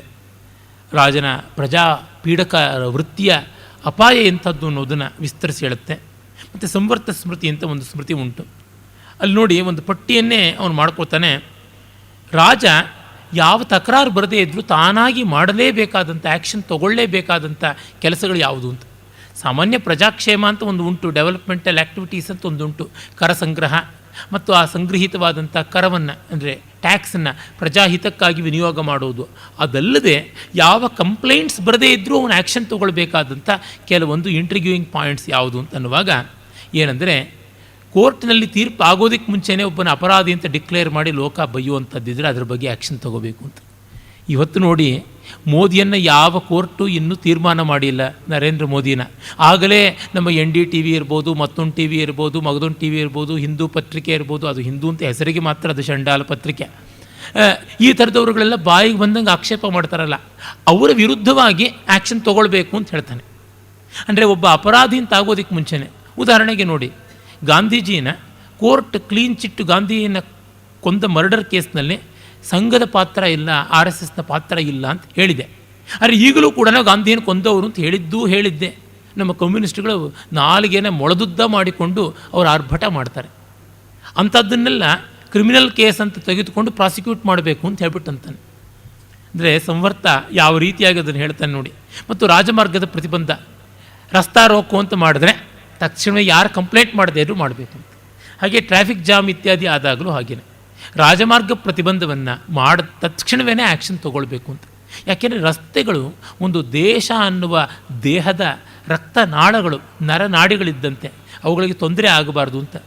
ಈ ನೈಸಲ್ಲಿ ಗಲಾಟೆ ಆದಾಗ ದೇವೇಗೌಡ ಅಂಡ್ ಪಾರ್ಟಿ ಏನು ಕೋಲಾಹಲ ಮಾಡ್ತು ಅಂತ ನೋಡಿದ್ದೀರಲ್ಲ, ಇಂಥದ್ದೆಲ್ಲನೂ ಅಲ್ಲಿ ಆ ಪ್ರಕಾರವಾಗಿ ದಂಡನೀಯವಾದದ್ದು ಅಂತ.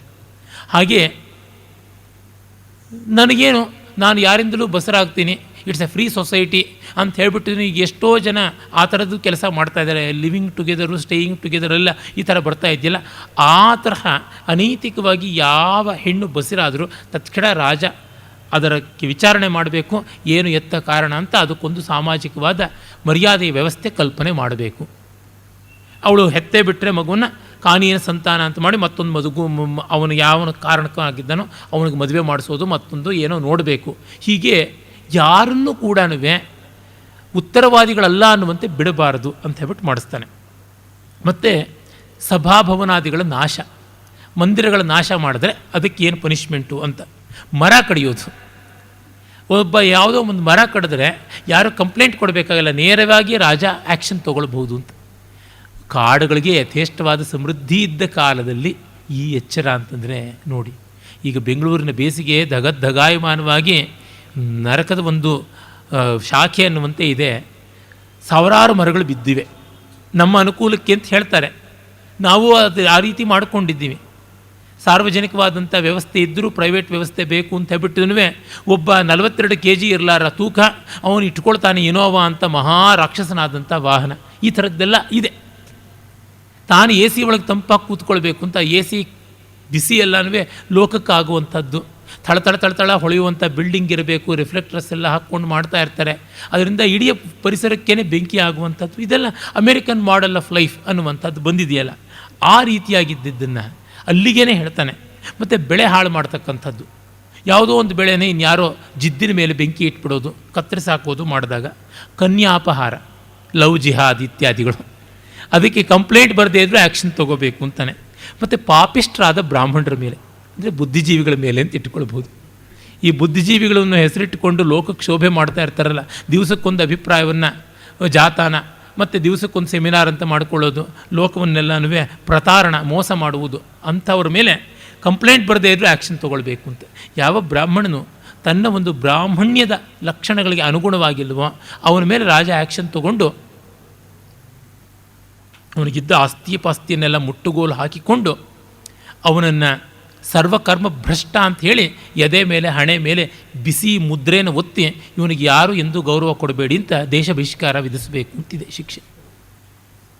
ಈ ಥರ ಮಾಡ್ತಾರಾ ಇವತ್ತು? ಹೀಗಲ್ಲದೆ ಚೋರ ಭಯ, ಅತ್ಯಾಚಾರ ಮತ್ತು ಗೋಬ್ರಾಹ್ಮಣಾದಿ ಸಾಧು ಜನರಿಗೆಲ್ಲರಿಗೂ ಉಂಟಾದ ತೊಂದರೆಗಳಿಗೆ ಯಾರು ಅಪೀಲ್ ಹೋಗದೇ ಇದ್ದರೂ ರಾಜ ಇಮ್ಮಿಡಿಯೇಟ್ ಆ್ಯಕ್ಷನ್ ತೊಗೊಂಡು ಅಲ್ಲಿ ಪರಿಹಾರ ಕ್ರಮವನ್ನು ಮಾಡಬೇಕು ಅಂತ ಹೇಳ್ಬಿಟ್ಟು ಹೇಳ್ತಾನೆ. ಮತ್ತು ಇದೇನು ಸುಮ್ಮನೆ ಪುಸ್ತಕದಲ್ಲಿ ಬರೀತಾ ಇದ್ದಿದ್ದಲ್ಲ, ಕಾಲಕ್ಕೆ ಅಂತ ಒಂದು ಕ್ರಮಗಳನ್ನು ತೆಗೆದುಕೊಳ್ಳುವ ರಾಜರುಗಳಿದ್ದರೂ ವ್ಯವಸ್ಥೆ ನಡೀತಾ ಇತ್ತು. ಅದನ್ನು ನಾವು ಗಮನಿಸಬೇಕು. ಹೀಗಾಗಿ they were not wishful thoughts.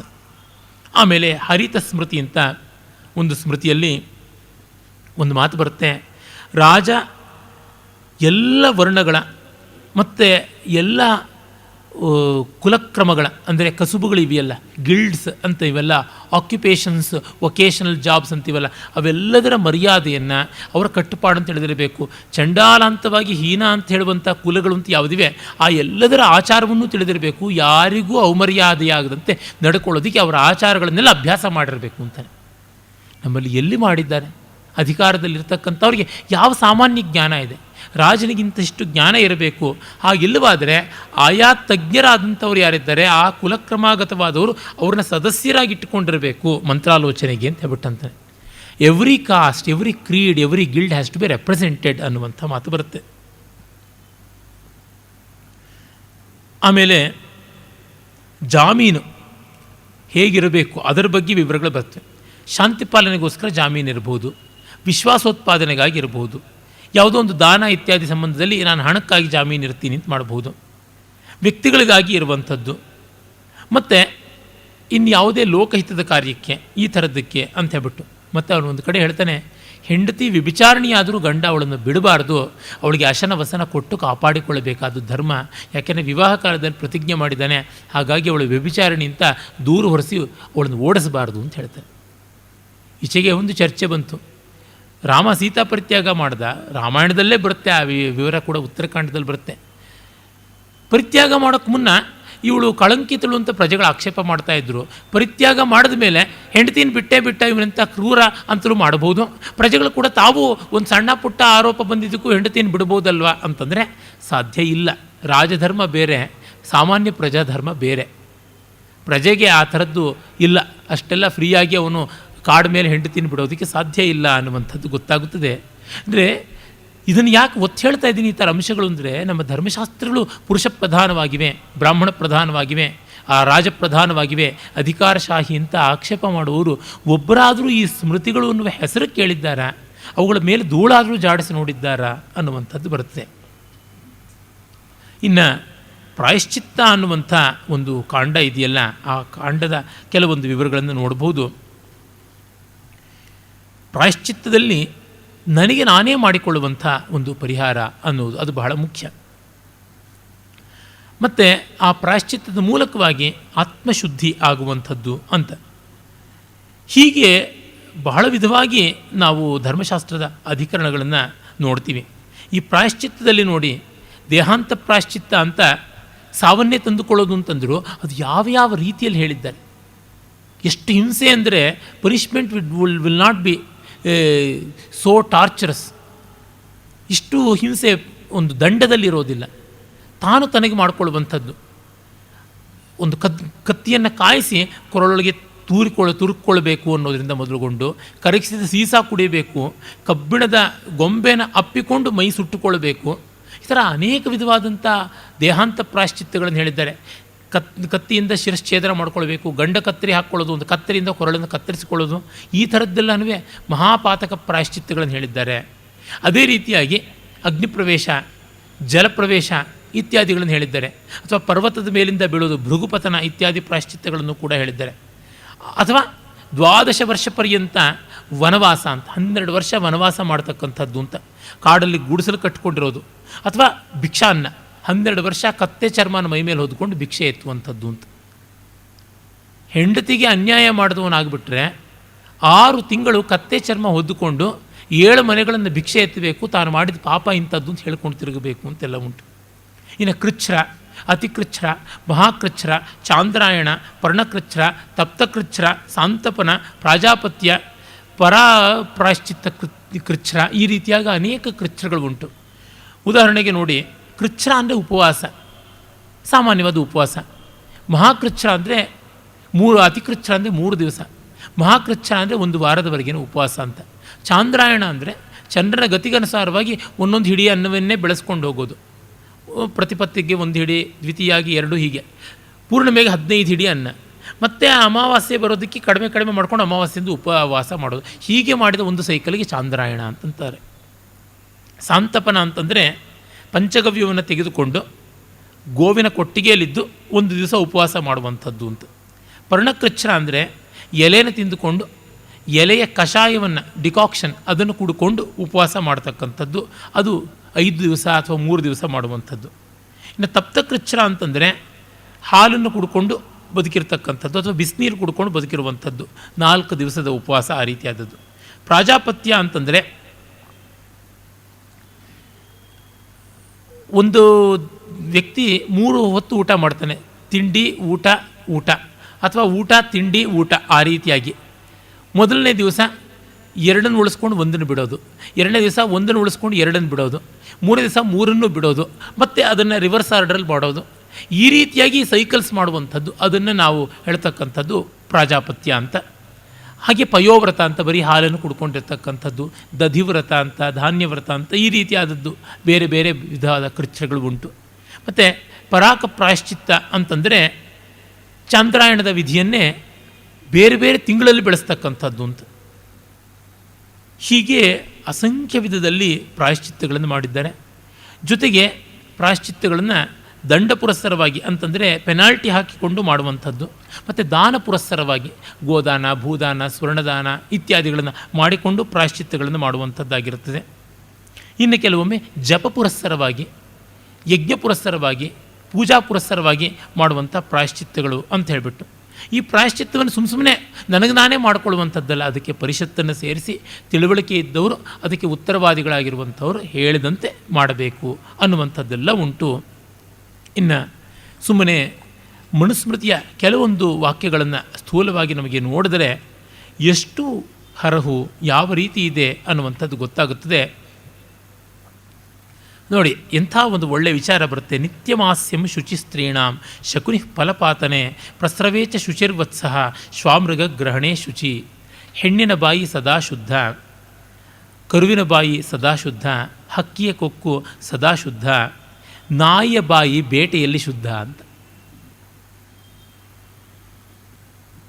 ಅಂದರೆ ಅಡುಗೆ ಇತ್ಯಾದಿ ಮಾಡುವಾಗ ಹೆಂಗಸರು ರುಚಿ ನೋಡಿಬಿಟ್ಟಿದ್ರೂ ಬಡಿಸಿರಬಹುದು, ಅದು ಮೈಲಿಗೆ ಅಲ್ಲ ಅನ್ನುವಂಥದ್ದು. ಬೇಟೆ ಆಡುವಾಗ ಬೇಟೆ ನಾಯಿ ಆ ಮೃಗವನ್ನು ಹಿಡಿದಿರಬಹುದು, ಅದು ಮೈಲಿಗೆ ಅಲ್ಲ. ಹಾಗೆ ಹಕ್ಕಿ ಕೊಕ್ಕಿನಲ್ಲಿ ಒಂದು ಹಣ್ಣನ್ನು ಕಚ್ಚಿ ಅದು ಬಿದ್ದಿರಬಹುದು, ಅದು ಶುಚಿ ಅಂತ. ಅಂದರೆ ನಾವು ಪ್ರಾಕ್ಟಿಕಲ್ಲಾಗಿರೋದಕ್ಕೆ ಎಷ್ಟು ವಿವರಗಳನ್ನು ಕೊಡ್ತಾರೆ. ನಿತ್ಯಂ ಶುದ್ಧ ಕಾರುಹಸ್ತ ಪಣ್ಯೇ ಯಚ್ಚ ಪ್ರಸಾದಿತಂ ಬ್ರಹ್ಮಚಾರಿಗತಂ ಭೈಕ್ಷ್ಯಂ ನಿತ್ಯಂ ಮೇಧ್ಯಮಿತಿ ಸ್ಮೃತಿ. ಎಲ್ಲ ಕೆಲಸಗಾರರ ಕೈಯೂ ಶುದ್ಧ ಅಂತಂದ್ಬಿಟ್ಟು. ಇಲ್ಲಿ ನೋಡಿ, ಹೂವಾಡಿಗ ಹೂವನ್ನು ಕಟ್ಟಿಕೊಟ್ರೆ ಅದನ್ನು ನಾವು ಮತ್ತೆ ನೀರನ್ನು ಪ್ರೋಕ್ಷಣೆ ಮಾಡ್ಕೊಂಡು ತೊಗೊಳ್ಬೇಕಾಗಿಲ್ಲ. ಹಾಲಿನವನು ಹಾಲು ತೆರೆದು ಕೊಟ್ಟರೆ ಆ ಹಾಲಿಗೆ ನಾವು ಮತ್ತೆ ಇನ್ನೇನು ತೊಳೆಯೋ ಅಂಥದ್ದು ಏನೂ ಇಲ್ಲ. ಕಟ್ಟಿಗೆವನು ಕಟ್ಟಿಗೆ ತಂದರೆ ಅದನ್ನು ನೀರಲ್ಲಿ ತೊಳೆದು ಮಾಡಬೇಕು ಅಂತಿಲ್ಲ. ಕೆಲವು ಅತಿ ಮಡಿಪಶಾಚಗಳುಂಟು, ಇಜ್ಜಲನ್ನೂ ನೀರಿಗೆ ಹಾಕಿ ತೊಳೆದು ಮಾಡೋದುಂಟು. ಅಷ್ಟು ಯಾಕೆ ನಮ್ಮ ಅಜ್ಜಿನೇ ಮಾಡ್ತಾಯಿದ್ರು ಹಾಗೆ. ಅದು ಬೇಕಿಲ್ಲ ಅಂತ ಮನು ಹೇಳ್ತಾನೆ. ಅಂದರೆ ಆಯಾ ಉದ್ಯಮದಲ್ಲಿರ್ತಕ್ಕಂಥ ಕೆಲಸಗಾರರು ಕೈ ಶುದ್ಧ ಅಂತ. ಎಷ್ಟು ದೊಡ್ಡ ಮಾತುಗಳು ಇವು. ಚಿಕ್ಕದಾಗಿದ್ದರೂ ಕೂಡ ಇವುಗಳ ಅರ್ಥಬೋಧ ಎಷ್ಟು ಚೆನ್ನಾಗಿರುವಂಥದ್ದು. ಮತ್ತು ಬ್ರಹ್ಮಚಾರಿಯ ಕೈನಲ್ಲಿರತಕ್ಕಂಥ ಭಿಕ್ಷೆ ಸದಾ ಶುದ್ಧಿ ಅಂತ ಹೇಳಿಬಿಟ್ಟು ಹೀಗೆಲ್ಲ ಹೇಳಿ, ಅದರ ಶುದ್ಧಾಶುದ್ಧದಲ್ಲಿ ಎಷ್ಟು ದ್ರವ್ಯ ಶುದ್ಧಿಯಲ್ಲಿ ಕೊಡುವಂಥ ಮಾತುಗಳು ನೋಡಿ. ಕ್ಷಾಂತ್ಯಾ ಶುದ್ಧಂತಿ ವಿದ್ವಾಂಸೋ ದಾನೇನ ಅಕಾರ್ಯಕಾರಿಣ ಪ್ರಚ್ಛನ್ನ ಪಾಪ ಜಪ್ಯೇನ ತಪಸಾ ವೇದವಿತ್ತಮಃ. ವಿದ್ವಾಂಸರು ಕ್ಷಮಾಗುಣದಿಂದ ಶುದ್ಧರಾಗ್ತಾರೆ, ಸಾಮಾನ್ಯರು ದಾನದಿಂದ ಶುದ್ಧರಾಗ್ತಾರೆ. ತಾನು ಮಾಡಿದ ತಪ್ಪನ್ನು ದೊಡ್ಡವರೆದುರಿಗೆ ಹೇಳ್ಕೊಳ್ಳೋಕ್ಕೆ ಸಂಕೋಚ ಪಡುವಂಥವನು ಜಪ ಮಾಡುವುದರಿಂದ ಶುದ್ಧ ಆಗ್ತಾನೆ, ಜ್ಞಾನದಿಂದ ಎಲ್ಲರೂ ಶುದ್ಧರಾಗ್ತಾರೆ. ಮತ್ತು ನೋಡಿ, ಮೃತ್ಯೋಯೈಹಿ ಶುದ್ಧತೆ ಶೋಧ್ಯಂ ನದಿ ವೇಗೇನ ಶುದ್ಧತೆ ರಜಸಾಸ್ತ್ರೀ ಮನೋದುಷ್ಟ ಸನ್ಯಾಸೇನ ದ್ವಿಜೋತ್ತಮ ಅಂತ ಹೇಳಿಬಿಟ್ಟು, ಮಣ್ಣು ನೀರು ಇತ್ಯಾದಿಗಳಿಂದ ಒಂದು ಶುದ್ಧಿ, ವೇಗವಾಗಿ ಹರಿಯುವ ನದಿಯ ನೀರಿಗೆ ಆ ವೇಗದಿಂದಲೇ ಶುದ್ಧಿ, ಹೆಣ್ಣಿಗೆ ರಜೋದರ್ಶನದಿಂದಲೇ ಶುದ್ಧಿ, ಬ್ರಾಹ್ಮಣನಿಗೆ ಸನ್ಯಾಸದಿಂದ ಶುದ್ಧಿ ಅಂತ.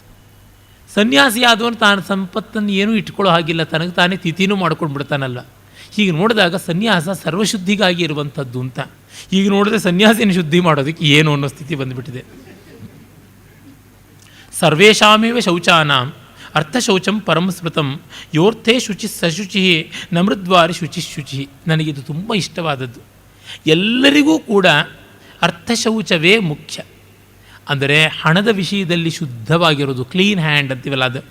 ಸರ್ವೇಷಾಮೇವ ಶೌಚಾನಂ ಅರ್ಥಶೌಚಂ ಪರಮಸ್ಮೃತಂ. ಯಾರು ದುಡ್ಡು ಕಾಸಿಂದ ಶುದ್ಧರೋ ಅವರೇ ನಿಜವಾಗಿ ಶುದ್ಧರು. ಮಣ್ಣು ನೀರು ಹುಣಸೆ ಹಣ್ಣು ಹಾಕಿ ತಿಕ್ಕಿದ್ರೆ ಏನು ಶುಚಿ ಬರುವಂಥದ್ದು ಅಲ್ಲ ಅನ್ನುವಂಥದ್ದು. ಜ್ಞಾನಂ ತಪೋಗ್ನಿರಾಹಾರ ಮೃನ್ಮನೋ ವಾರ್ಯುಪಾಂಜನಂ ವಾಯು ಕರ್ಮೋರ್ಕ ಕಾಲೌ ಚ ಶುದ್ಧೇ ಕರ್ತೃಣಿ ದೇಹಿನಾಂ. ಜ್ಞಾನ, ತಪಸ್ಸು, ಅಗ್ನಿ, ಆಹಾರ, ಮಣ್ಣು, ಮನಸ್ಸು, ವಾಯು ನೀರು, ಯಾವುದಾದ್ರೂ ಲೇಪನ, ಗಾಳಿ, ಕ್ರಿಯೆ, ಸೂರ್ಯ, ಕಾಲ, ಇವುಗಳೆಲ್ಲ ಶುದ್ಧಿಕಾರಕವಾಗುತ್ತವೆ ಅಂತ. ಕಾಲದಿಂದ ಶುದ್ಧ ಆಗ್ತಾನೆ ಅಂತ ನೋಡಿ. ಅಹಲ್ಯೆಗೆ ಕಾಲದಿಂದಲೇ ಶುದ್ಧಿ. ಅಹಲ್ಯೆ ತುಂಬ ಚಂಚಲೆಯಾಗಿದ್ದು ಮನಸ್ಸು.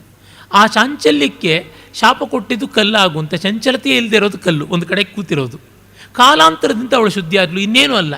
ಇಷ್ಟು ಕಾಲ ಆದಮೇಲೆ ಕೆಲವ್ರನ್ನ ಮಾತಾಡಿಸೋದಿಲ್ಲ ಒಂದಷ್ಟು ದಿವಸ, ಅದೇ ಅವರಿಗೆ ಪನಿಷ್ಮೆಂಟು. ಅಷ್ಟು ಕಾಲ ಮಾತಾಡದೇ ಇದ್ದಿದ್ದೇ ಒಂದು ಪನಿಷ್ಮೆಂಟು, ಆಮೇಲೆ ಅವರು ಶುದ್ಧರಾದರು ಅಂತ. ಈ ಥರದ್ದೆಲ್ಲ ಉಂಟಲ್ಲ. ಹೀಗೆ ಎಲ್ಲಕ್ಕಿಂತ ಮಿಗಿಲಾದದ್ದು ಜ್ಞಾನ ಅಂತ. ಈ ರೀತಿ ದ್ರವ್ಯಶುದ್ಧಿಯ ಬಗ್ಗೆ ಹೇಳಿರ್ತಕ್ಕಂಥ ಕೆಲವೊಂದು ಮಾತುಗಳನ್ನು ನೋಡಿದ್ರೆ ಸಾಕು, ನಮಗೆ ಗೊತ್ತಾಗುತ್ತೆ ಎಷ್ಟು ದೊಡ್ಡ ವಿವೇಕವಾದಂಥ ಮಾತುಗಳನ್ನು ಹೇಳಿದೆ ಧರ್ಮಶಾಸ್ತ್ರ. ಮಹಾ ದೊಡ್ಡ ಶಾಸ್ತ್ರ. ಅದರ ವಿವರಗಳನ್ನು ಮತ್ತೂ ನೋಡೋಣ. ನಮಸ್ಕಾರ.